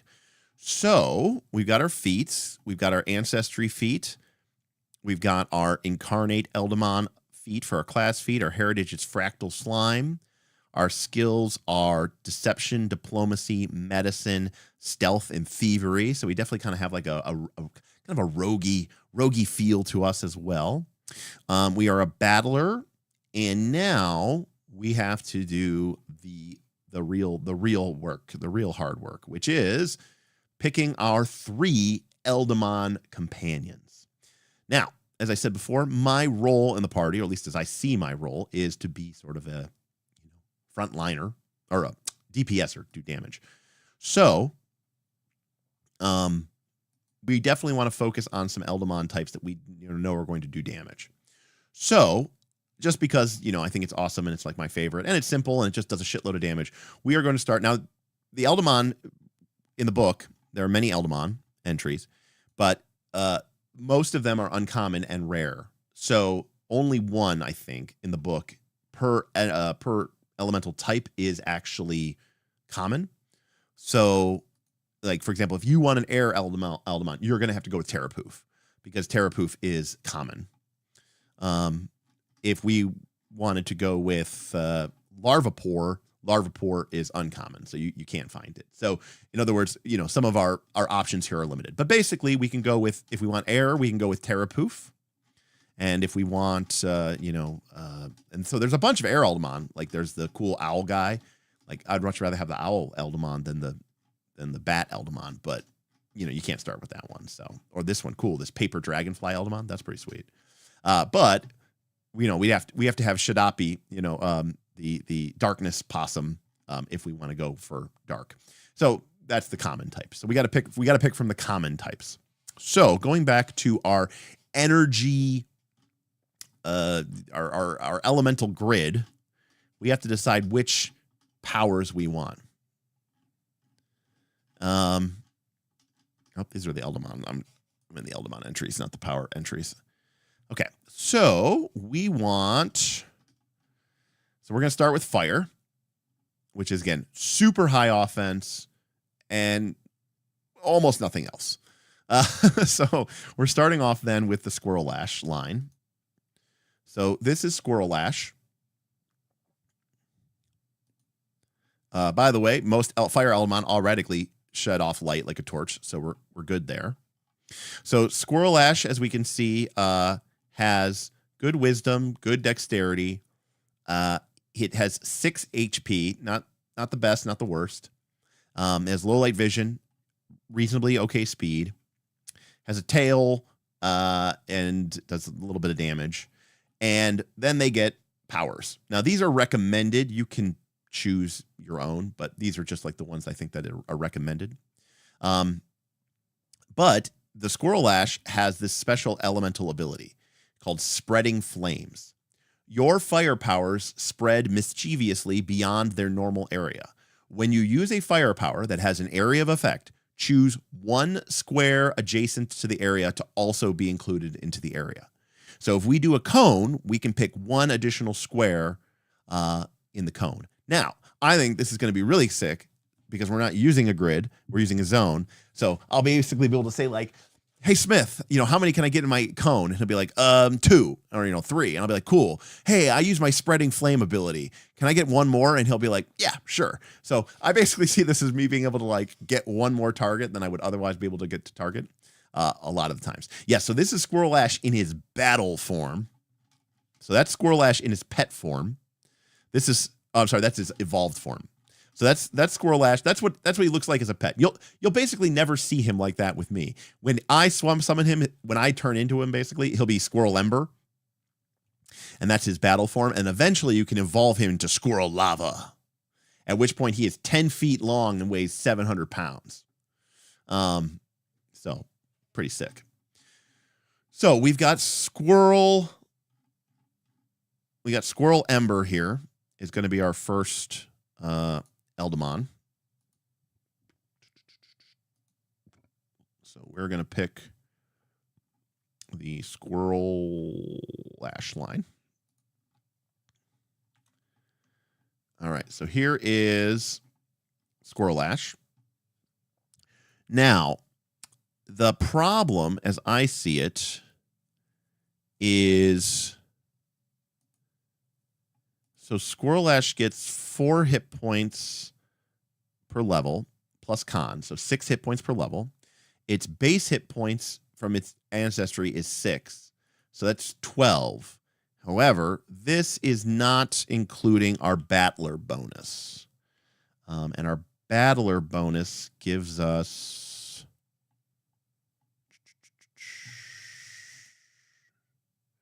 All of your Eldamon gain the Elemental Shield action and increase their maximum HP by an amount equal to your level minimum 2. So actually, our Squirrel Ash should have an additional 2 hit points. So can we manually set that? Yes, we can. Nope, no, we can't.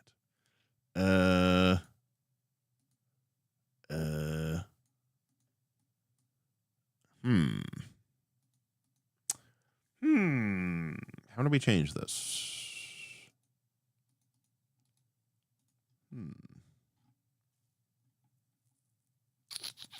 I'm not a path builder expert. Is anybody a path builder expert?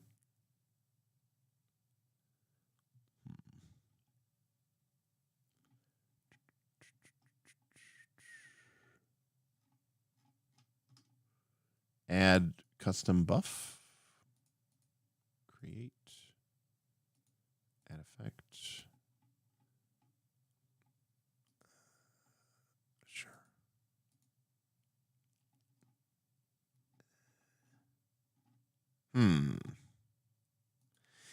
This is why. Now, this doesn't really matter because, I mean, I'm not going to use this to play. I'm just going to print this out on a character sheet. So I guess I'll just have to remember this. But anyways, our Squirrel Ash basically has 2 hit points more than we have here. And our Squirrel Ash is AC 18. So, you know, that's all in all pretty good. Now, the tough part. Our Squirrel Ash gets... Oh, here we go. Oh, perfect. It's right here. Did it do it? It went to 13. It increased it by my level, but it did say that's a bug, I think, because it should be minimum 1, or it said minimum 2, right? So it should have increased it by 2, but it only increased it by 1. But I'm not gonna hate on that.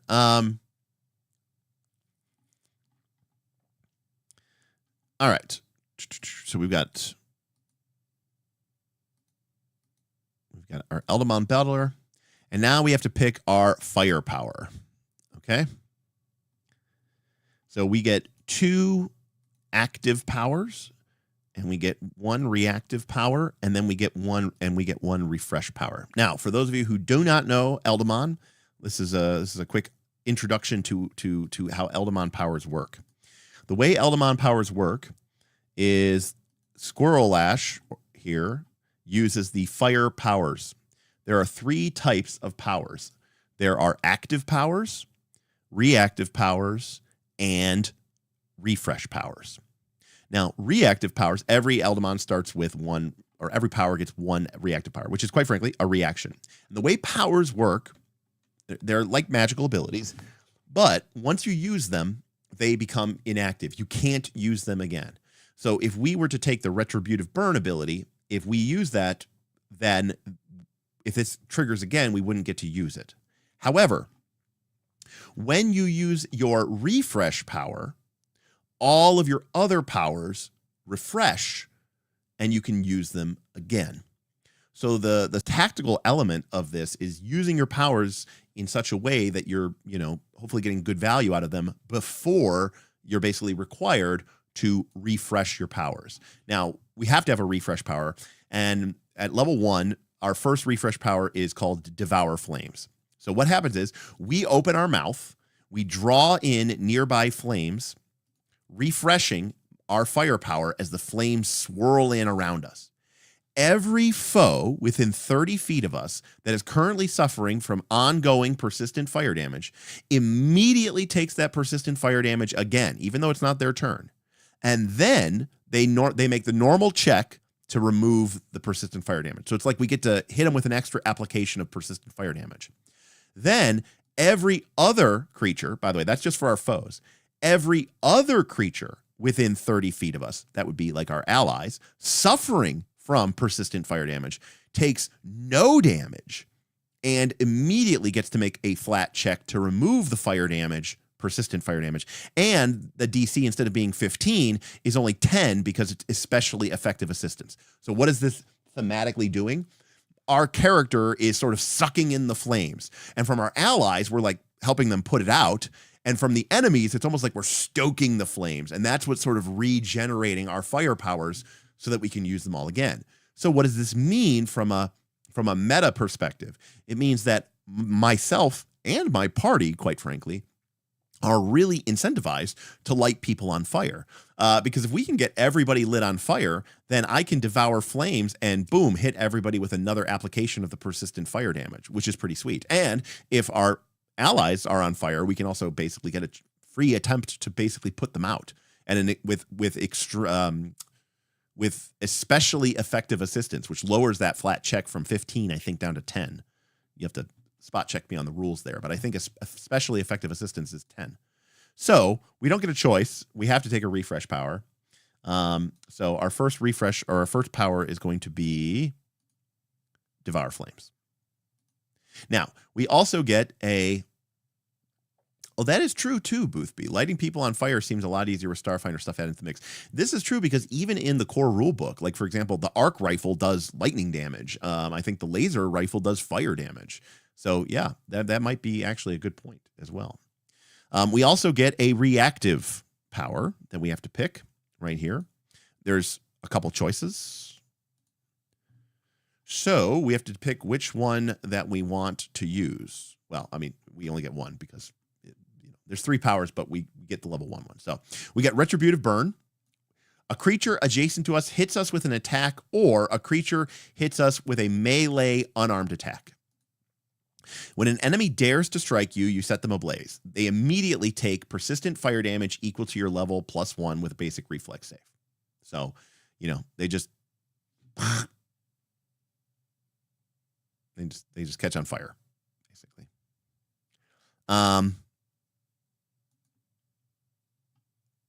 So we'll get that one. So there's our Retributive Burn. So again, when an enemy dares to strike you, you set them ablaze. The triggering creature takes persistent fire damage equal to your level +1 with a basic reflex save. So 2 damage, make a basic reflex save. So it's either 1, 2, 4, or 0, which again, isn't bad. It's just a free, it's a free reaction that we get.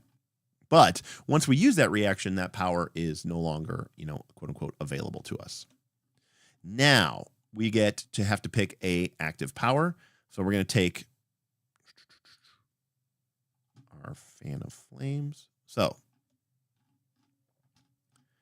at level 1, we get 2 powers, Fan of Flames and Flame Whip. So these are going to be our 2 active powers. So we've got Fan of Flames, which is basically a cone. It does 1d6 plus 1d6 per level in a 15-foot cone, so 2d6 damage with a basic reflex save.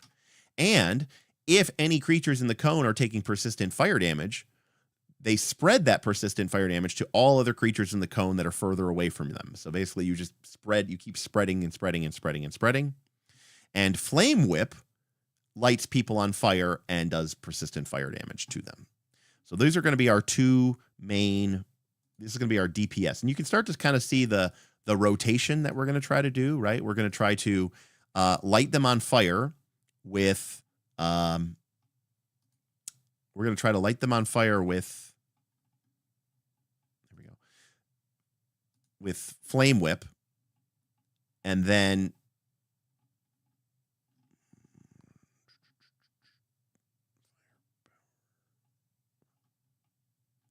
what is going on here?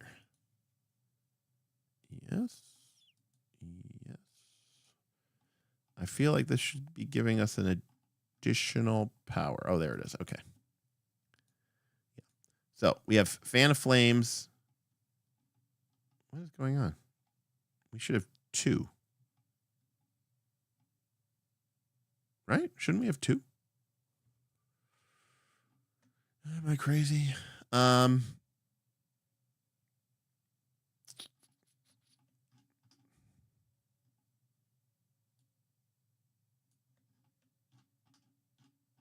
Where's Mark when you need him?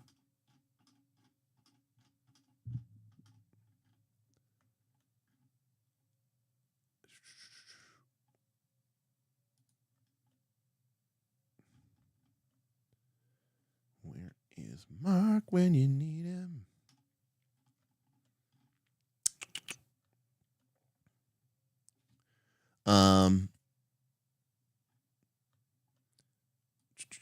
This is the list of the powers that Eldamon typically possesses at all odd levels. If a level is missing, it just keeps the powers from the previous level. Hey, Scurvy Gopher, thank you so much. Thank you for your donation. We appreciate you.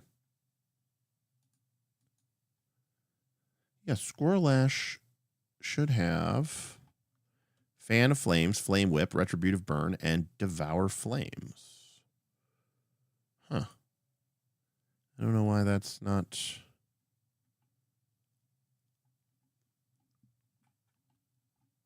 I don't know why that's not letting me... It's clearly showing I have 2 active powers. But it's not...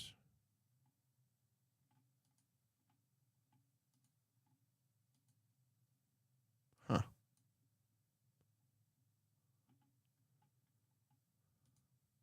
Okay, Fan of Flames and Flame Whip. All right, well, anyways, we get those 2 powers. I maybe the path builder here is, or I'm just doing something wrong. I don't know. That's why I hate VTTs and technology and basically everything like that. All right. Well, now we got to pick another Eldamon. We actually have to pick 2 more. So, guess what? Chat gets to decide. So, we got, now I want another high damage one, okay? Because I do want to focus on damage. Okay, so let's look at offense. Now, you know, if we get some debuff or whatever, that's cool too. But, you know, so obviously death is on the line. Also consider the complexity element as well, because, you know, we do, you know, I'm not afraid to get get a little dirty, my hands dirty with some crazy stuff here. Some more complex. Okay, second Eldamon. All right, so we've got death, earth, electricity. What other options are there? We already have fire. Okay, not really air, not darkness, not force, not this, not life, not light. Wood.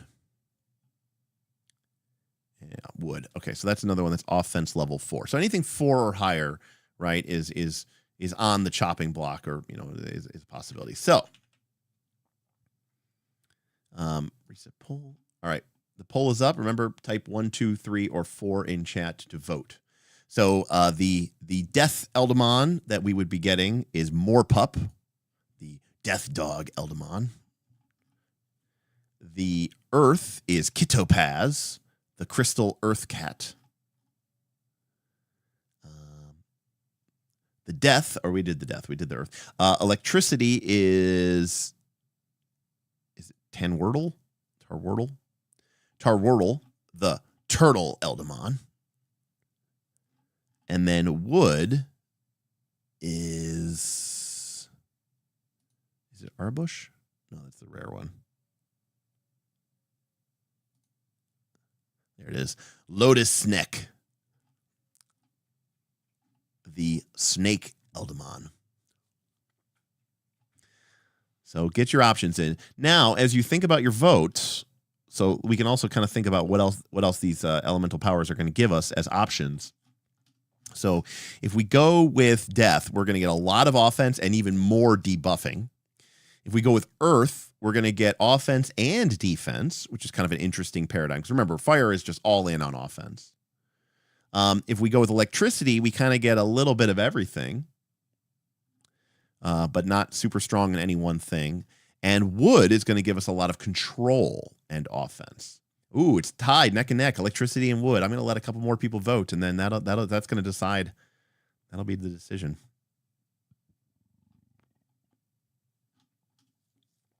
Oh, we have our first vote for Earth.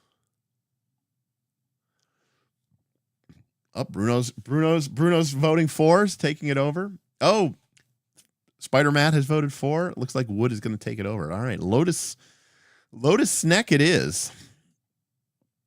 Another Earth. All right. Well, remember, we're going to have a third one. All right, so we're going to go with Wood. So let's take a look what we get for Wood. So for Wood, we get the Lotus Snack.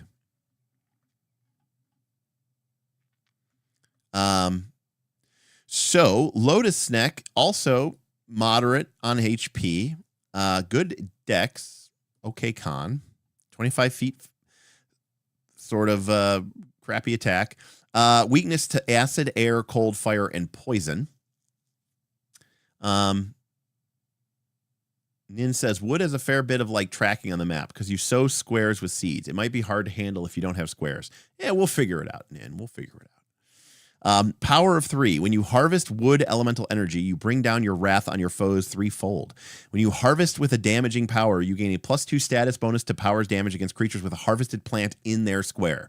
So we'll have to figure that out. This increases to +4 if you're an expert, +5 if you're a master, or +6 if you're legendary. Form ability. You travel entwined around a flower filled with wood energy, or use your 3 heads for the same effect if you're in your evolved form. This is a sowed plant in your space that moves with you and doesn't impair your movement. When you first enter battle form or enter evolved form, the flower is energized, allowing you to harvest it. Once harvested, the flower doesn't visually disappear, but it loses its energy until the next time you have entered evolved form. Does the rarity of the Eldamon contribute anything to its effectiveness? Are uncommon or rare better than common ones? My guess is, because it's Pathfinder 2, no. But I just think that they're different. You know, maybe they have like more unique or off-put, maybe slightly more complex abilities. Yeah, they have harder to grok powers. That's really what I was going to describe it as. All right, so let's take a look at what we get for wood. So let's go over to our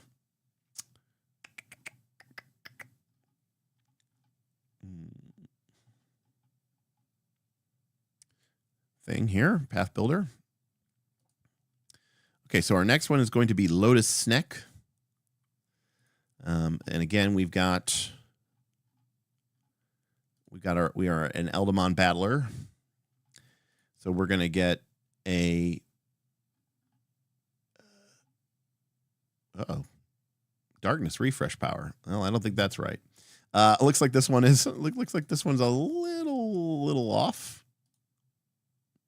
So let's take a look at what we do get by going over to the wood. So we'll just look at the PDF here. All right. So with wood, we get our refresh power is reaping refresh. You reap what you sow, drawing upon the wood energy to help you refresh your power. All foes in areas with plants that you have sowed take piercing damage equal to 1 plus your level and make a basic reflex save. So basically, if we go look at what the wood power type does, you have this ability to sow. When you choose to sow, by the way, if you've played Fab Ultima, this is very much like the floralist from Natural Fantasy, kind of, right?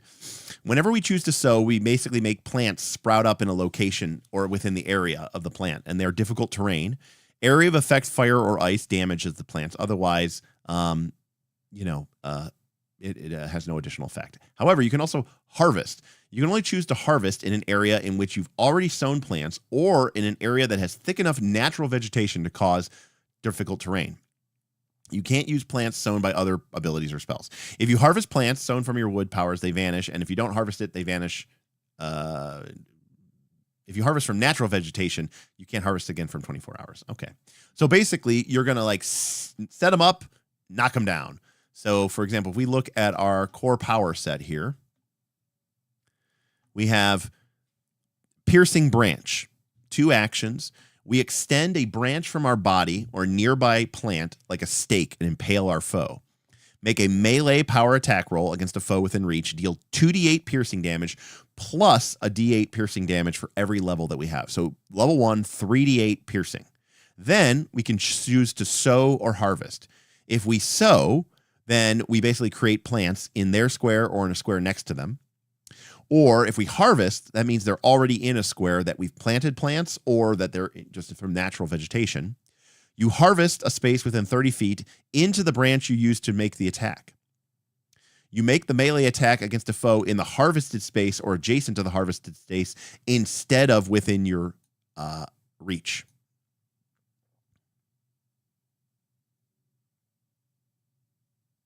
Oh. So if we harvest, we make...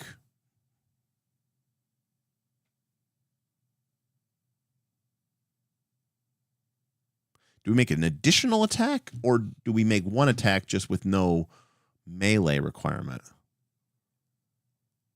I'm a little confused on that. Because it says we make a melee attack roll, then we choose to sow or harvest. Will you harvest a space within 30 feet into the branch you use to attack? You make the melee attack the melee attack. So I guess this is the order. The wording here is a little awkward, right? I feel like you should choose to sow or harvest first. But okay. The other option is spike seeds. You release a line of spiky seeds. You deal 1d4 piercing damage plus 1d4 piercing damage for each level you have in a 30-foot line. If we sow, then everything becomes plants. If we harvest, you harvest the plants in the area, causing them to explode with numerous spike seeds. Ooh, they take additional spike damage. Sweet. Hey, Mark! Tipped $88. If what gets rewarded gets repeated, do more, Eldamon. Maybe you can do this song in the stream? Also for the pups. I appreciate you. Mark, I appreciate the hell out of you, buddy. Thank you so very much. I really, that's very nice of you to do that. I really, really appreciate that. The dogs really appreciate that. And yeah, I mean, I'll say this, Eldamon, I'm going to be talking about him, you know, like, in fact, what I'll probably do is as I gain new Eldamon, I will probably, you know, maybe do a live stream to kind of keep you guys up to date as I explore the Eldamon, what, you know, what's working, what's not working. I do think it's a really compelling system, and I think it's really, really cool. But yes, I do know I still owe an Eldamon theme song. And now that I'm playing an Eldamon Trainer, yeah, it's almost a requirement. Mark, thank you so much. That is very cool of you. Thank you so much. That's awesome, super awesome. And again, you know, our tip goal for the rest of the month was to support the foster dogs to get Ro and Kaz hopefully adopted and get them the supplies they need to do so. And we knocked it out in 1 week. So thank you so much, everybody who contributed. And thank you, Mark, our new hype boss leader, and well-deserved. Thank you so much. Great Denny loves seeing us on Twitch. Thank you, Great Denny. I hope to do more stuff on Twitch in the coming days and weeks. Actually, I met a person who used to stream on Twitch, and I told her, I was like, hey, I'm going to bother you and like get some advice from you and kind of pick your brain about some stuff. So,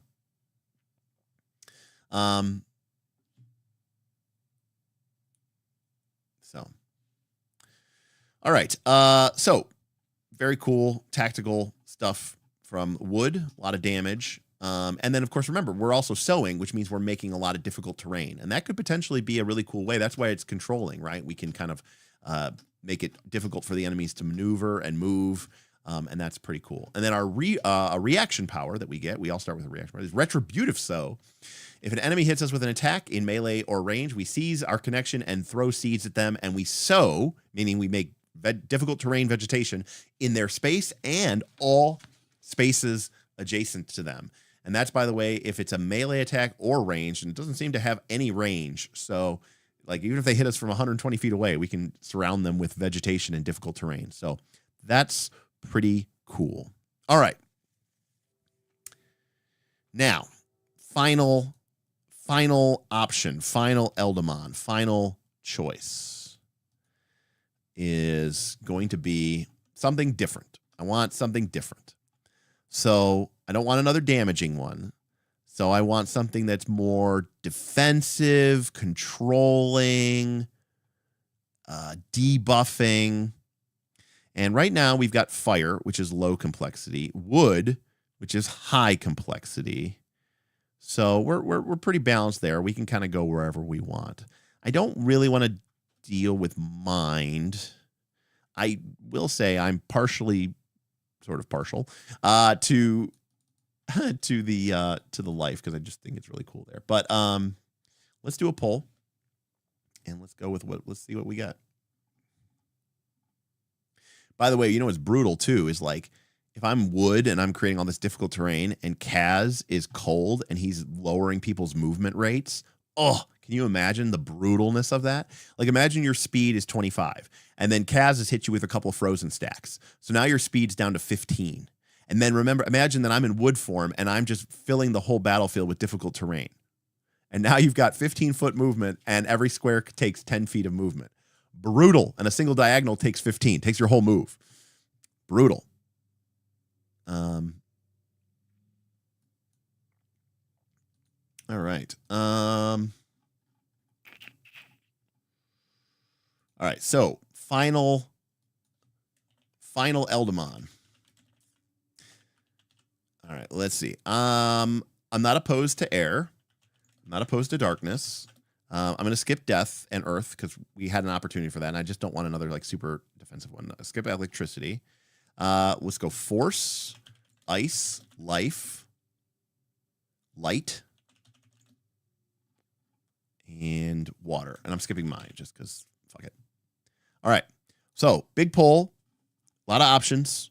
Make your choice.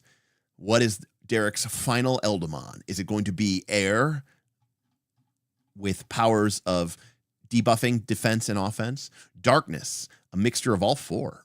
Force, with high degree of control. Ice, with a high degree of control.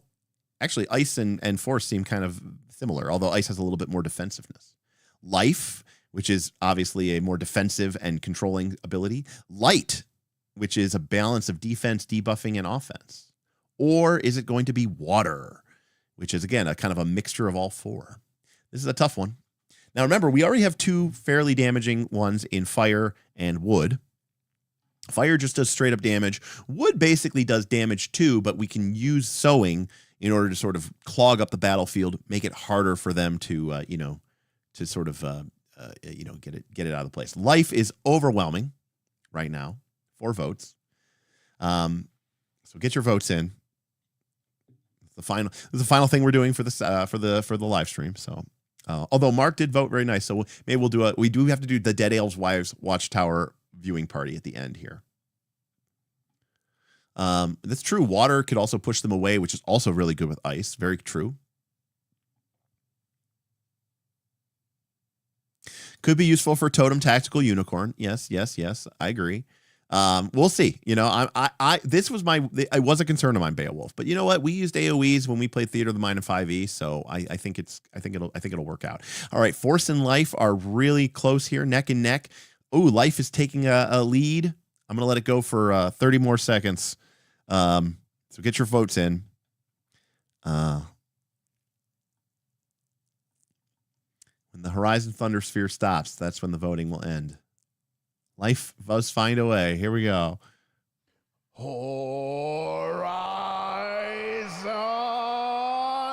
Thunder Sphere.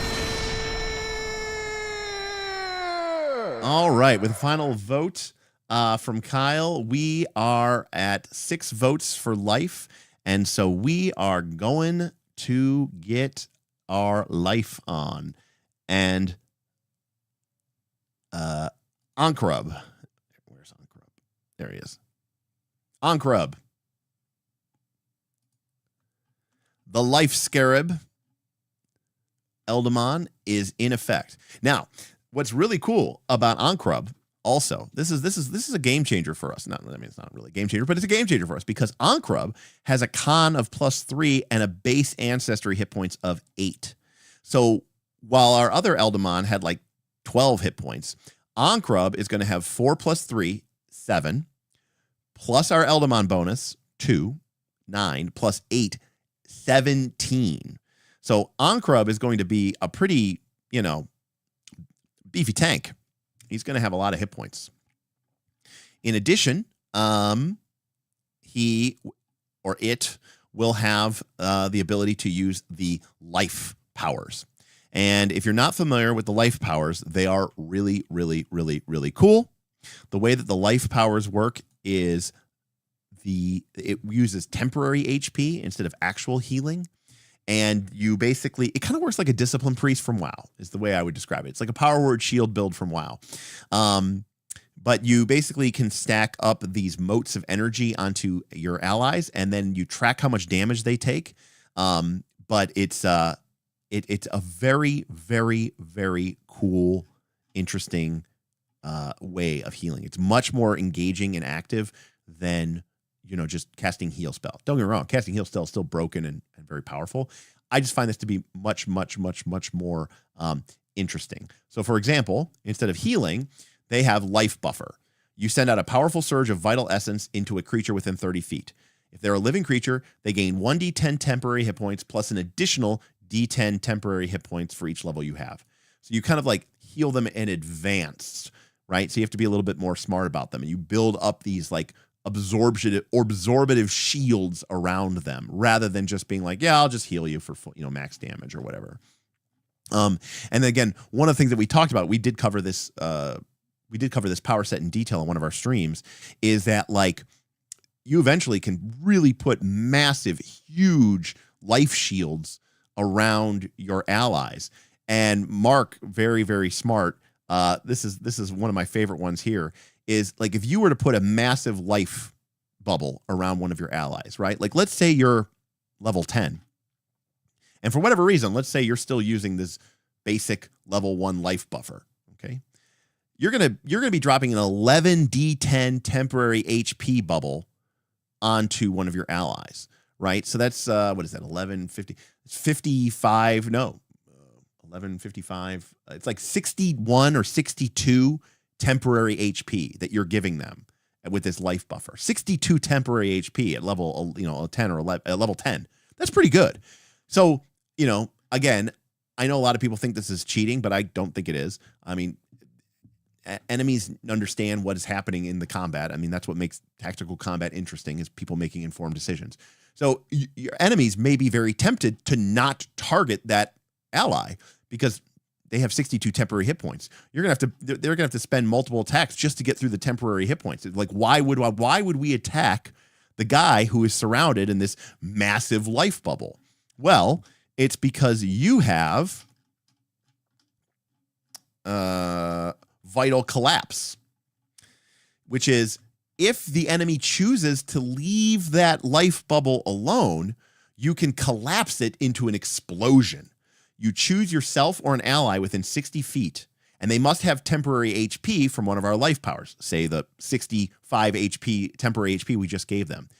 The temporary HP get removed, and the life energy explosively collapses. This deals vitality or force damage, whichever is better, equal to your level plus the number of temporary HP from your life powers to all of the target's foes within a 10-foot radius emanation. So we're going to add our level 10 to the damage 65 so that it becomes a 75-point damage AoE that only affects the bad guys. So now you've created this really cool tension because the bad guys are going to want to get the temporary HP down because they don't want it to blow up in their face. And it's a really, really cool tactical thing because they could just leave it alone, but then you could potentially vital collapse it and make them explode. Or the enemy might work on it and try to get the shield down so that you can explode. But then, cool, they're throwing their attacks away against my temporary HP shields. I think this is a much more fun way to play healing. And to be clear, heal is still more powerful because it's just very broken and very powerful, and it does what it does. I just think this is more proactive and it's just more engaging, and I think it's a little bit more fun for me personally. I played a cleric in Pathfinder 2 for 20 levels, and never again. So how they made them stronger in the remaster, go figure. Okay, so our final companion is going to be, where is it? Ankrub. Yeah, big boy. All right. So we're going to get a level 1 life power. We're going to take life cocoon. We're going to take mortal reprieve. Or is it vital sacrifice? I don't remember which one it is. Vital sacrifice. I know it's cocoon. Yes, life cocoon. And then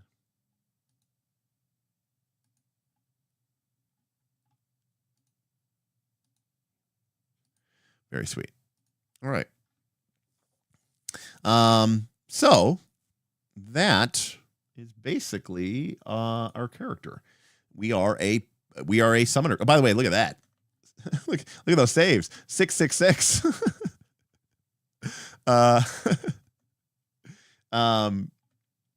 Yeah, I mean, I figured that between fire and life, we should be pretty good against undead for sure. I mean, we will have our weaknesses. Don't get me wrong. We're not like some super powerful broken character, but I just think this is a lot of fun. Like, those are 3 very different abilities that give us completely different options and completely different abilities, and we can just play them out and play them differently. And I think that's a lot of fun, because even like let's say that we summon Squirrel Ash, right, as our first summon at the beginning of the fight. So we're like, okay, Squirrel Ash, get the fuck out here, right? So Squirrel Ash comes out, and Squirrel Ash is dropping AoEs, and then boom, Squirrel Ash takes 13 damage. Squirrel Ash goes down, right? I reappear. I take 13 damage because that's how many hit points Squirrel Ash had. So I go from 21 down to 8. Okay. Next turn, I'm like, I've got 2 Eldamon left. Which one do I summon? Do I summon the Earth one, or do I summon the, or not the Earth one? Do I summon the Wood one, or do I summon the Life one? And what's going on at that point in the combat? And now in the second phase of the combat, I'm kind of almost a completely different character. I've gone from being a DPS AoEer to now a healer, because maybe the group needs healing and I can get in there and start healing. Or maybe the group needs a little bit more damage or a little bit more control. And by the way, right when you start to go, well, 3's not a lot. Once I hit level 5, I'll have 4 available to me. I can have 4 LD balls, Eld balls or whatever on my belt. And now I'll be able to have 4. And keep in mind, as I gather more Eldamon at the beginning of each day, I have to choose which ones are in my sort of ready to go stable. You could potentially have multiple fire Eldamon in your belt if you think you were going to really need the fire, so that when the first fire Eldamon gets taken out in a combat, you just bring in a second fire Eldamon, to keep the pressure going. So I find that to be very, very strategic, but also very, very, very tactical. And I think that's very cool about this class. And then obviously, like I said, we've got the weird science fantasy. And so for me, that's why I am an Ancestry of Slime. And the idea that I'm going with is that my character is actually a sentient hive mind nanobot swarm, nanomachine swarm. And rather than using the traditional flavoring of Eldamon of like phasing into a world of magic, I'm actually assuming that I'm kind of basically reconfiguring into these Eldamon forms. So in that way, I'm sort of like a nanobot techno druid, who shapeshifts, but I don't cast spells. So in that way, I'm kind of like Doric from the D&D movie, right? She doesn't really cast spells; she just shapeshifts, which is kind of cool. But it's done. But it's done because I'm a nanomachine swarm. My name is Flux, and we don't know why I exist or what created me, because I'm an amnesiac. And I've got, some cool deceptive abilities, because I can, I took the feat that lets me basically change my appearance, and I've got good deception. So, and I've got thievery and stealth. So there's definitely sort of a infiltrator there. My character can, kind of T-1000, can reshape his, when I make a disguise check, right, I'm just envisioning like my face refreshing from the top down as I sort of, reassemble into a new form. And yeah. How do you get more Eldamon? You have to find them in the fiction, Beowulf. You do not get them from leveling up. You only get them from finding them in the fiction. So the answer is it's purely diegetic. Yeah, you don't get them from leveling up. Maybe you get like 1 or 2, but I really don't think you get anything. I think you have to find them and basically, you might have to battle them. You may have to make friends with them. You may have to convince them to join your cause or whatever the case may be.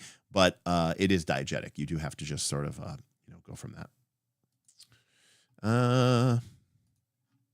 I want to be the very best, like no one ever was. To level up is my true quest. To gain feats is my cause. Right. Well, I was trying to be diplomatic about it, but yes, in my case, I consume them.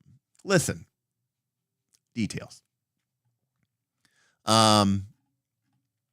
Yes, if your GM is lazy, they can just randomly roll a percentage and say, oh, an Eldamon shows up. There is a table if your GM doesn't want to deal with it. Because that is the point. Well, one of the things that Mark was very clear about this is they want you to be able to add this on top of your random PF2 actual, adventure path without any real heavy lifting from your GM. So the idea is that, they are everywhere and nowhere. And as you explore in these incredible adventuring sites, as you tend to do, you may sense the presence of an Eldamon nearby and just kind of get that extra bonus so that you can quickly kind of find them and stuff like that. But yeah.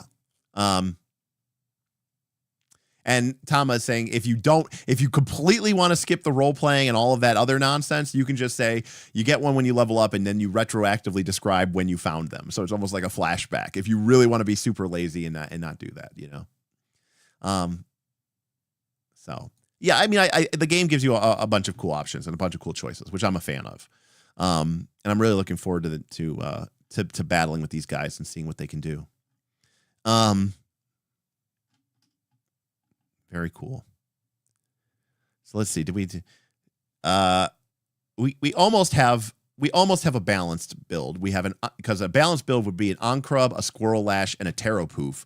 I think the Terrapoof has a lot of controlling elements, or something like that. But we're overall not that bad. We're definitely skewed towards damage.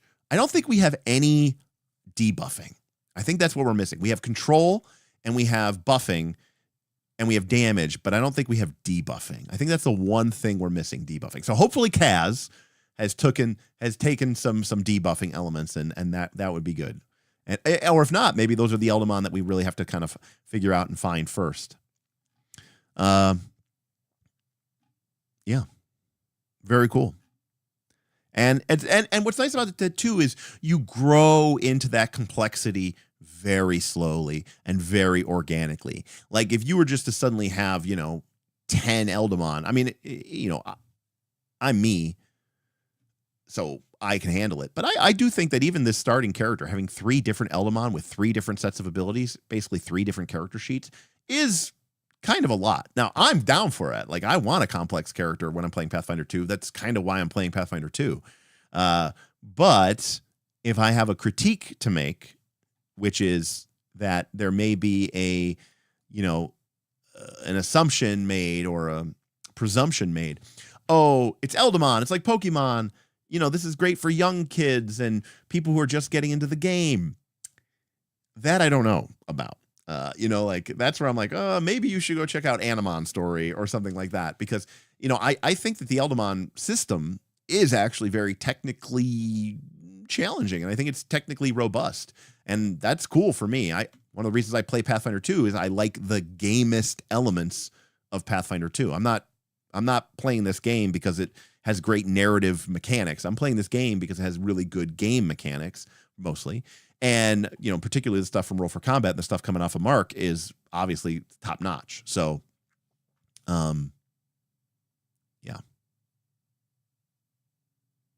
But, it's not always so simple. And, but you can see, when you level up with your Squirrel Lash at level 3, you get to pick one of these 2 new powers, Fire Arrow, or Ignite. And so, you kind of keep it, basic, simple. Now, I'm going to be playing in person, so I am definitely going to have my cards. I'm going to have my refresh card. I'm going to have my reaction card. I'm going to have my 2 active power cards, and I'm going to have a very simple character sheet, probably like a half-sized character sheet. And, you know, when I phase out my Eldamon, boop, I'll put it out. And, you know, when I use my power, I'm going to tap the card. And then I use another power, I'm going to tap the card. And when I use my refresh power, I'm going to untap my cards. And, you know, for me, I like the game elements, and I like those kind of play aids. I find them to be very, very useful. So I'm in there with, you know, Nin. Yeah, no, it feels very different. It's a very unique magic system because if you've played Gloomhaven, it kind of reminds me a little bit of Gloomhaven. In Gloomhaven, when you use your powers, they go to your discard, and then you have to use a refresh action, which brings you back all your powers. But you do lose one in Gloomhaven from your discard pile. But it is kind of like that. And yeah, there's a bunch of, I'm skipping over the stuff that don't matter because I'm consuming the Eldamon, and I don't really view them as pets. But, you know, if you like that kind of, you know, stuff, there's a whole series of tables here for finding random elements, finding random Eldamon. You know, do they have a different, maybe they have a slightly different ability, you know, that way you can make each Eldamon unique. Maybe it's a new Eldamon, or maybe it's a very ancient Eldamon, like, you know, like the giant lion turtle that Aang found at the end of Avatar. You know, or maybe it's tough or nimble, and you get to swap its dex and constitution. You can really make these things very customized so that they feel like unique individual creatures. Different colors, different shapes, different body shapes, different appearances, all sorts of personality quirks. You know, does it have a secret? So, you know, if you really want to dive into the whole, like, these creatures, you know, have a personality and pet, you know, they are still weird creatures, right? Because they're not really mortal. They're not really corporeal. They kind of exist outside of space and time a little bit. So they still don't necessarily, you know, jive with us in the normal fashion. But it is a really cool way to add a lot of personality to them. You know, and maybe one of the things that I could do is, like, whenever I absorb an Eldamon, like, I, like, roll on the personality quirk, and I, like, gain that personality quirk, you know, as, like, my nano, you know, my nano mind matrix tries to process the incoming, you know, personality.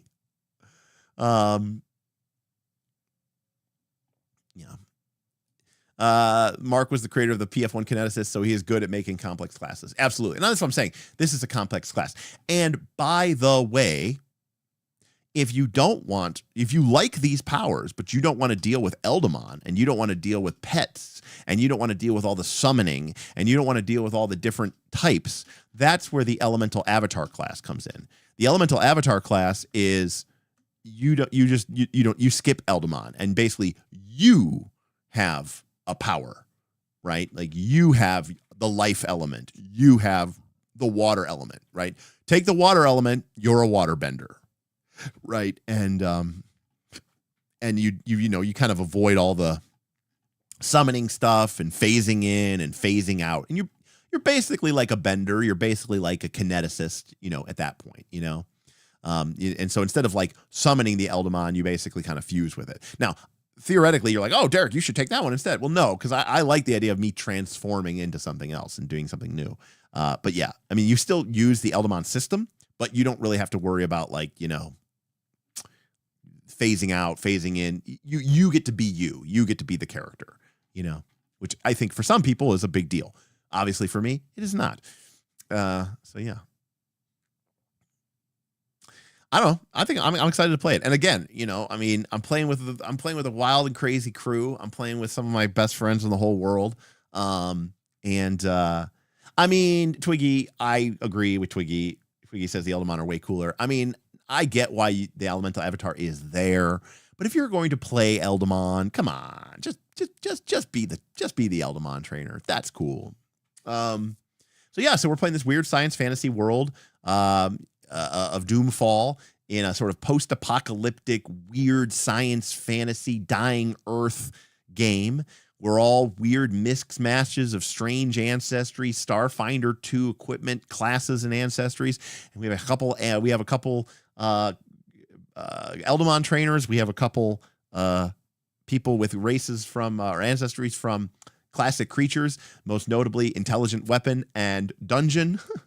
And then me with slime is like the most normal weird ancestry, right? Like the other two people are intelligent weapon and dungeon. So I think it's going to be really fun. I think it's going to be really cool. I actually think the party is going to be really neat. It's going to be cool to see how different the two Eldamon, trainers can be. I'm looking forward to it, not just because he's an int-based researcher as his subclass, and I'm a charisma-based battler, but just because of the different types of Eldamon we choose and the different feats that we choose. I'm interested to see how different we end up feeling at the table. Also, he's a dungeon. Can people find the Doomfall setting right up? No. I mean, it's brand new. Now, I will say Smith's last Pathfinder 2 campaign, which was called The Dark of Winter, eventually became a perk for our patrons that you can buy with your tickets. But I don't know what he's planning on doing with this. Obviously, with Dark of Winter, he felt like it was in a good spot. He was fine with it, and he was, fine to release it publicly. I mean, obviously, it didn't get printed or kickstarted, although probably could have these days. But I don't know what he's planning on doing with Doomfall or anything like that. So I don't want to speak for him in that respect. But if we have a good time with it, he makes some changes and updates to it, and he's feeling particularly magnanimous, maybe he will end up releasing it to the patrons, because his last PF2 campaign, that's what he did. But yeah, I'm looking forward to the Doomfall here. Here's a little intro here.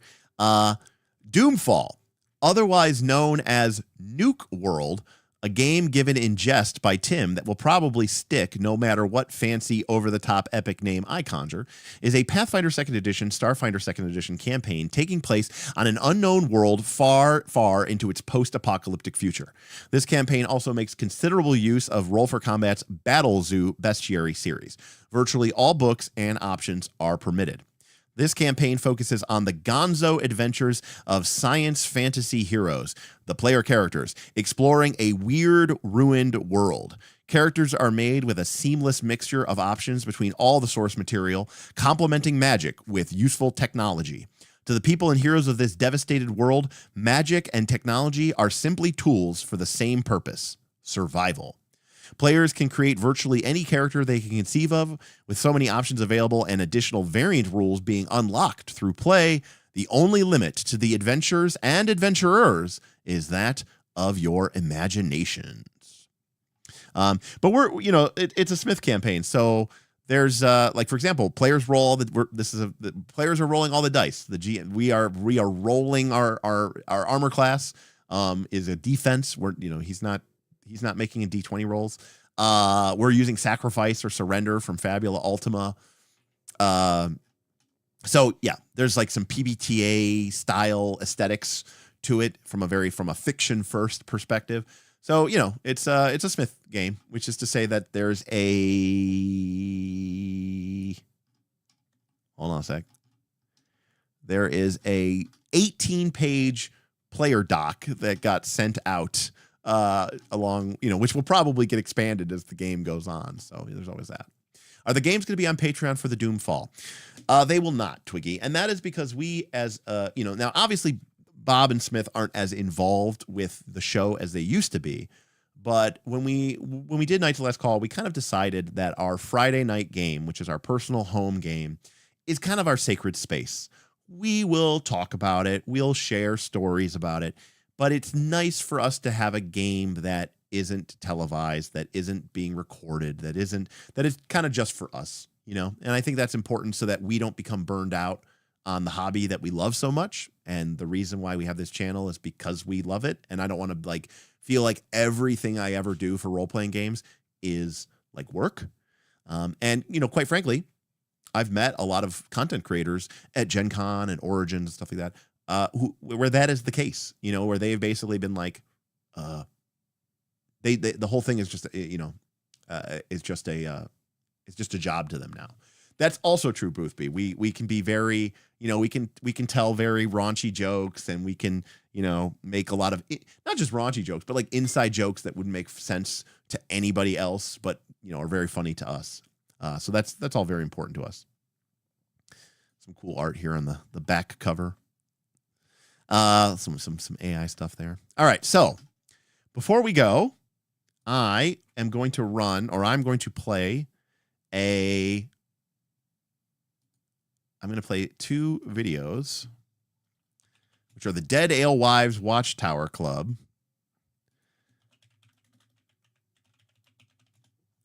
Now, there's a classic one that uses an 8-bit reenactment, so we're going to use that one because that's my favorite. Although this is just part 1, we'll have to find part 2. I don't know if there's a image for part 2. Now, for those of you who don't know what 8-bit theater is, shame on you. But 8-bit theater was this comic book series from back in the day, where it was basically what's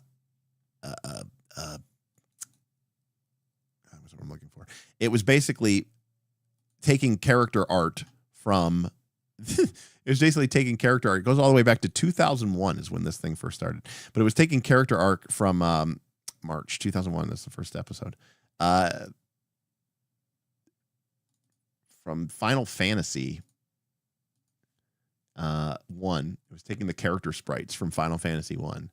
And it was just like an old comic that we absolutely just used to love this. So this is, this character's name is Fighter. This character's name is Black Mage. Black Mage is like a meta gaming even though he's in the game world, he like knows that he's in a game world. Fighter is stupid. He likes swords.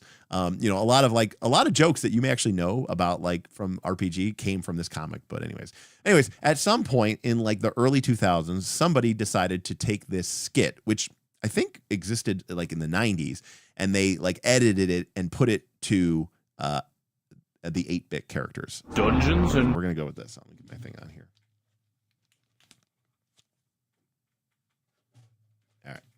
All right. Dungeons and Dragons. Satan's game. Your children. By the way, if that sounds familiar to you. Dungeons and Dragons. Satan's game. On my soundboard, that is where that's from. Anyways. All right. Dungeons and Dragons. Satan's game. Your children, like it or not, are attracted in their weaker years to the occult, and a game like D&D fuels their imagination and makes them feel special while drawing them deeper and deeper into the bowels of El Diablo. This afternoon, the Dead Alewives Watchtower invites you to sit in on an actual gaming session. Observe the previously unobservable as a hidden camera takes you to the inner sanctum of Dungeons and Dragons. Gallstaff, you have entered the door to the north. You are now by yourself, standing in a dark room. The pungent stench of mildew emanates from the wet dungeon walls. Where are the Cheetos? They're right next to you. I cast a spell. Where's the Mountain Dew? In the fridge, duh! I want to cast a spell. Can I have a Mountain Dew? Yes, you can have a Mountain Dew, just go get it. I can cast any of these, right? On the list? Yes, any of the first level ones. I'm gonna get a soda. Anyone want one? Hey, Graham, I'm not in the room, right? What room? I want to cast Magic Missile. The room where he's casting all these spells from. He hasn't cast anything yet. I am, though, if you'd listen. I'm casting Magic Missile. Why are you casting Magic Missile? There's nothing to attack here. I'm attacking the darkness. Fine. You attack the darkness. There's an elf in front of you. Whoa! That's me, right? He's wearing a brown tunic, and he has gray hair and blue eyes. No, I don't. I have gray eyes. Let me see that sheet. Well, it says I have blue, but I decided I wanted gray eyes. Whatever. Okay, you guys can talk to each other now if you want. Hello. Hello. I am Gallstaff, Sorcerer of Light. Then how come you had to cast Magic Missile? You guys are being attacked. Do I see that happening? No, you're outside by the tavern. Cool, I get drunk. There are 7 ogres surrounding you. How could they surround us? I had Mordenkainen's magical watchdog cast. No, you didn't. I'm getting drunk. Are there any girls there? I totally did. You asked me if I wanted any equipment before this adventure, and I said no. But I need material components for all my spells, so I cast Mordenkainen's faithful watchdog. But you never actually cast it. Roll the dice to see if I'm getting drunk. Yeah, you are. Are there any girls there? Yeah. I did, though. I completely said when you asked me. No, you didn't. You didn't actually say that you were casting the spell, so now there's ogres, okay? Ogres? Man, I got an ogre slaying knife. It's got a +9 against ogres. You're not there. You're getting drunk. Okay, but if there's any girls there, I want to do them. There you have it.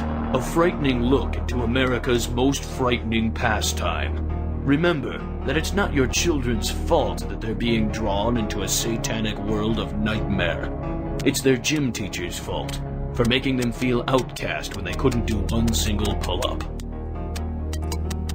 All right, so that is the very famous Dead Alewives Watchtower Part 1, but not everybody is aware that there is a Part 2 to the Dead Alewives Watchtower. Now, I don't know if we have one that has an animation, so we may just have to listen. Some people, myself consider Part 2 to be funnier. Although I will say, sort of a little bit of a warning, they kind of make like a gay joke at the end because it's from like 2002, but that's the warning, I suppose. All right, here we go.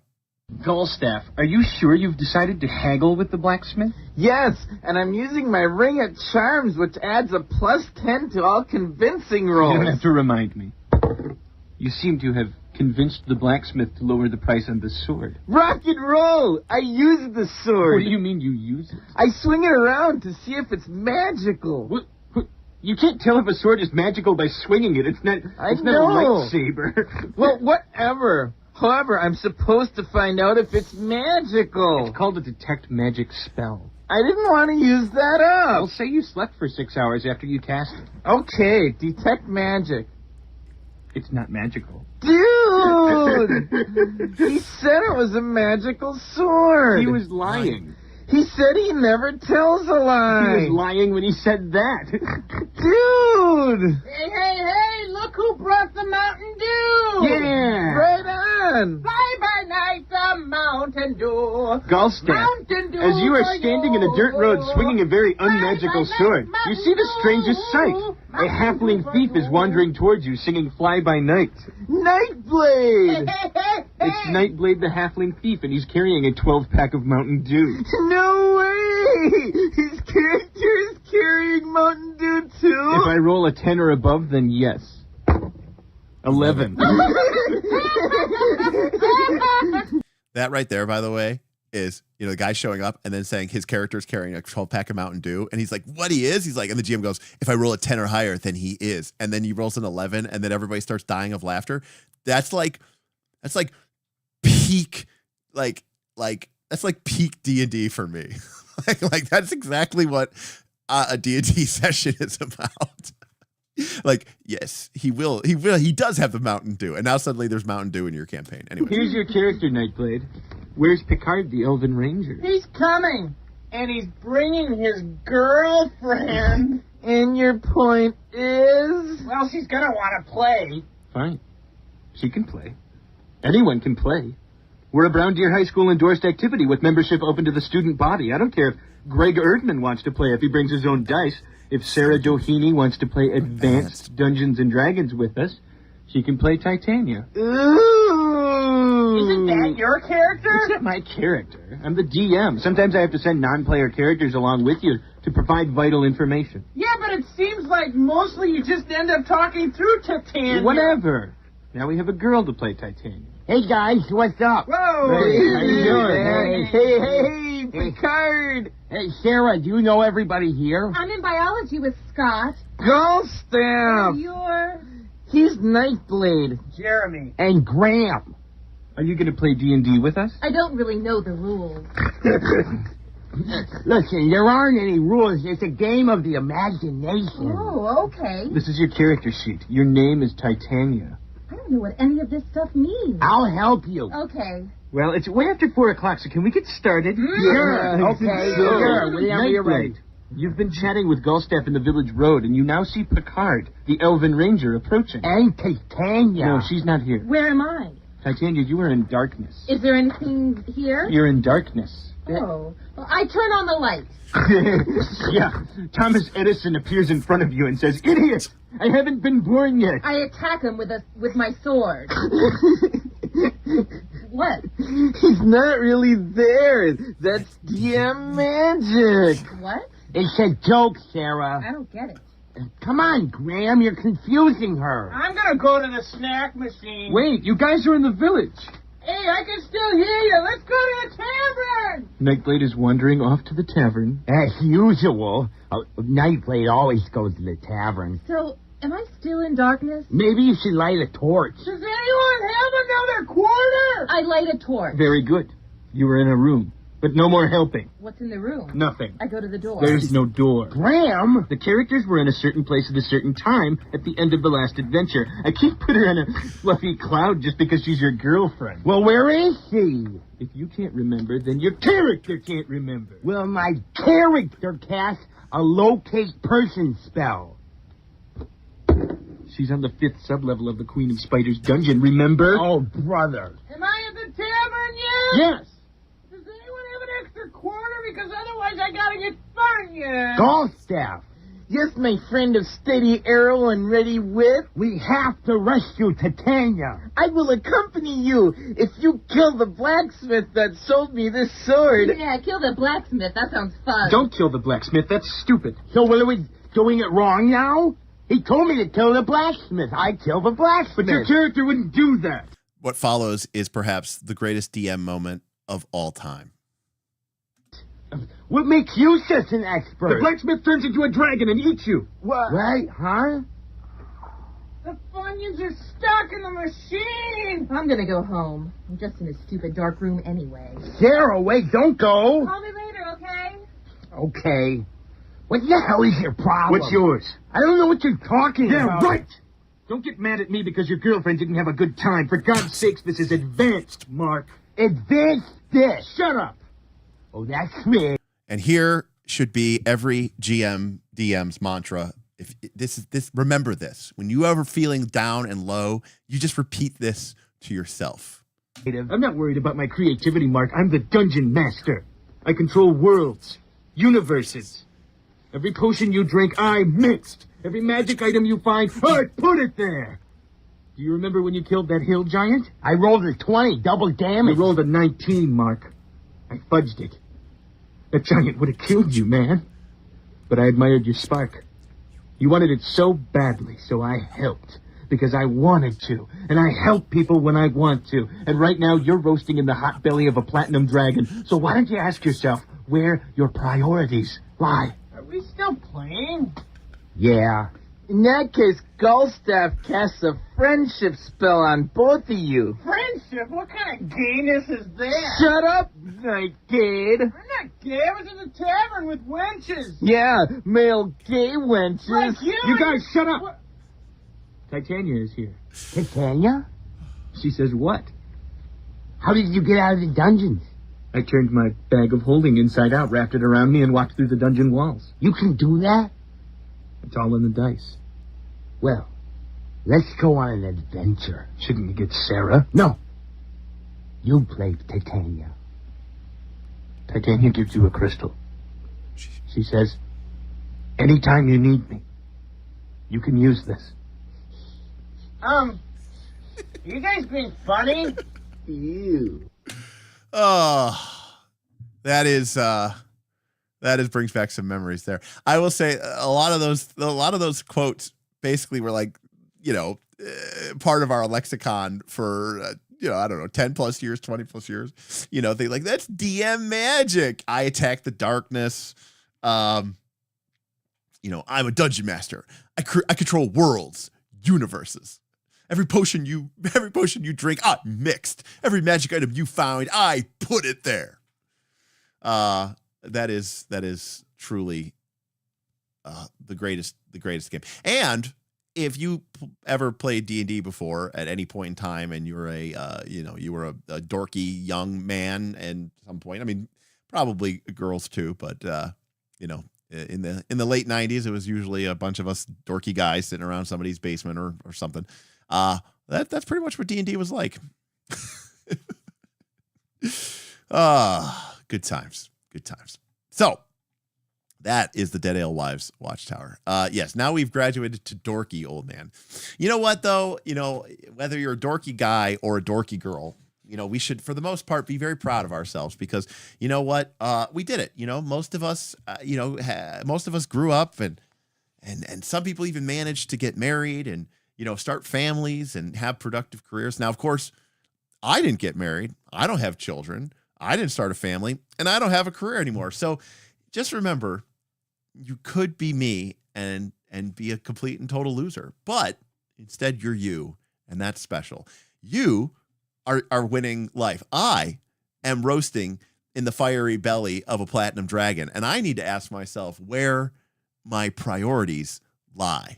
Now, that is also a fantastic episode of D&D, or about D&D, and that quote from that episode is my favorite quote from that episode. Or I should say, that quote from that episode is my favorite quote from that episode. Yeah. That quote from that particular episode is my favorite quote. There you go. But that's what Pierce says. I won D&D. I also really like when Abed comes in and he's created a throne room, and Pierce, and Abed says, "What do you want to do?" And Pierce goes, he's got like the glass of wine, like he's Cersei, and he's like, "So many things, Abed, so many things." Now, tell you, there, riding on the back of Draconix, as naked as the day he was born, Pierce Hawthorne. Now tell him, say what I told you to say. Pierce Hawthorne is my master. Oh, so good. Anyways, oh yes, lots of meme potential. It's so good. I would love to just I would love to do like a recreation of that, with actual actors. That would be really fun too. That is literally the only episode of Community that I've ever seen. To be fair, it's one of the best. You could also go watch Paintball 1 and Paintball 2. Paintball 3 was, I think, a little try-hard, which I think they make fun of by the fact saying that it's a little try-hard. But Paintball 1 and Paintball 2 are also very good. And directed by the Russo brothers. And directing that episode eventually, I think, is what got them the director that got them the credentials to do Civil War. Or no, not Civil War, Winter Soldier, which then also got them credentials to do all the good Marvel movies. Well, fun times were had. I thought this was going to be a really short stream. I thought this was only going to be like 2 hours, but we ended up doing the Dead Ale Wives Watchtower, and we ended up talking more about Eldamon than I expected to. So that was all good fun times. We're going to dip out. We are off this weekend. Sunday, there won't be a stream because I will be playing Torchbearer with our Sunday crew, and that's always a good time. But of course, remember, if you're a Torchbearer fan, that means that the session will be dropping. In fact, maybe I'll talk to the Torchbearer crew on Sunday. Maybe we'll do Sunday's episode live. That way we can have people in chat. That'll be fun. They can second guess everybody. So hopefully we can. I have to confirm with my Sunday crew that they're all available on Sunday, but hopefully they are, and we can get it going. Oh, buddy, it will be. It'll be a good time. A good time had by all. That's true. Half the Marvel. Tamadasi says, a loser wouldn't have managed to make this engaging, awesome community of like-minded individuals that disagree on a daily basis, or only a loser. Tama, or only a loser. Only a loser would have that kind of that kind of time onto their hands. Yes, live adds that extra little bit of punch because the players know that if they fuck up, everyone's going to be like second guessing them and pointing at them, and there's an extra level of digginess to that, which I do like.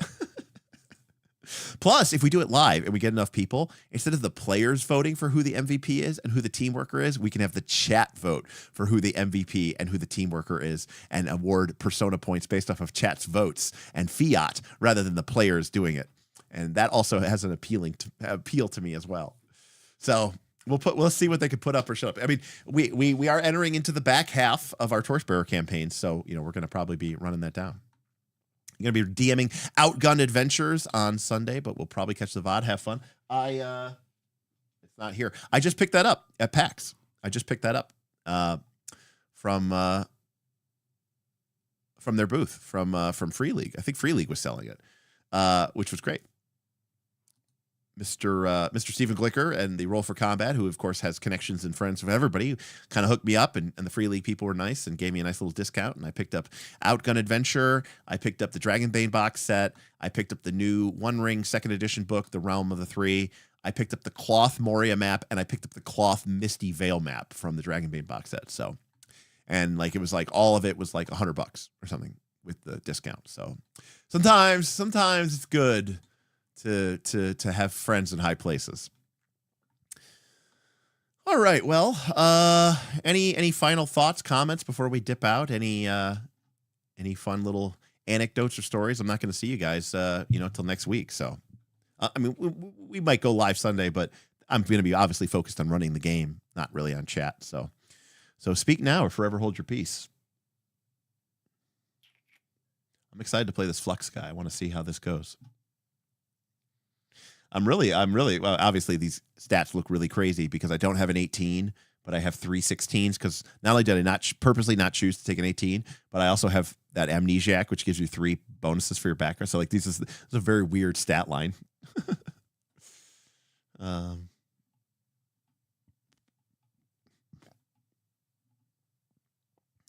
trying to think like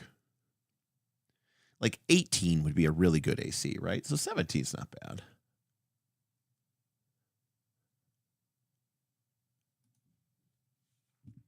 All right. Well, looks like nobody has anything to say, so I am going to dip out.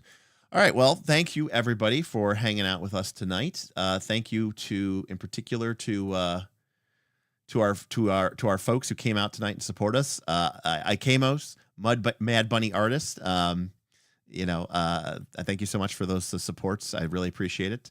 And Mark T says, if what gets rewarded gets repeated, more Eldamon, with an $88 to finish off our foster dog. But shout out to Ikamos and shout out to Mad Bunny Artist for their super chats. Yes. My Mad Bunny Artist, by the way, that is really funny. I think I mentioned it, but I don't think I brought it up. But Mad Bunny Artist was like, much like feats, this tells you what you can do, but tells you not what you can do, but tells you what you can't do, which I think is really, really funny. Yeah, Eldamon's great, and I think it's it's a really smart system, and it's well designed, and it's got a lot of fun, cool intricacies, and it's also just a fun fiction experience as well. And it's a cool book. It exists in its own universe. It's really truly a modular game book, in that you can add it to pretty much any campaign system, and of course they have it for 5e and for Pathfinder 2. So all over the place. It's very cool. All right, everybody. Well, I am going to head out. Hopefully, you check us out on twitch.tv/DicesTheLastCall. Give us a follow there. We'd appreciate it. If you do have Amazon Prime and you're not currently using it, remember, everybody who has Amazon Prime gets a free Prime sub every month. You use it or it gets thrown away. It doesn't cost you any money. It comes with your Prime sub. So if you're paying for your Amazon Prime and you're not using it and you're willing to spend a couple of minutes and drop us the Prime sub each month, I'd really appreciate it. A couple of bucks gets us that much closer to our goal of making this thing solvent, and it doesn't cost you any money, which is really cool. And if you are going to spend money, I would really appreciate it. I think you should join our Patreon. That gets you access to all of our behind the scenes videos, extra bonus campaigns, and our Discord, where all the fun stuff happens. All the games are happening. Northern Reaches, countless community games, lots of fun discussions, voice chats, the whole 9 yards. And we'd love to see you there and love to have you be part of our community. All right, everybody. Well, that's going to do it for me. Thank you so much for joining us, and I'll see you next time on Knights of Last Call. Good night, everybody. Peace.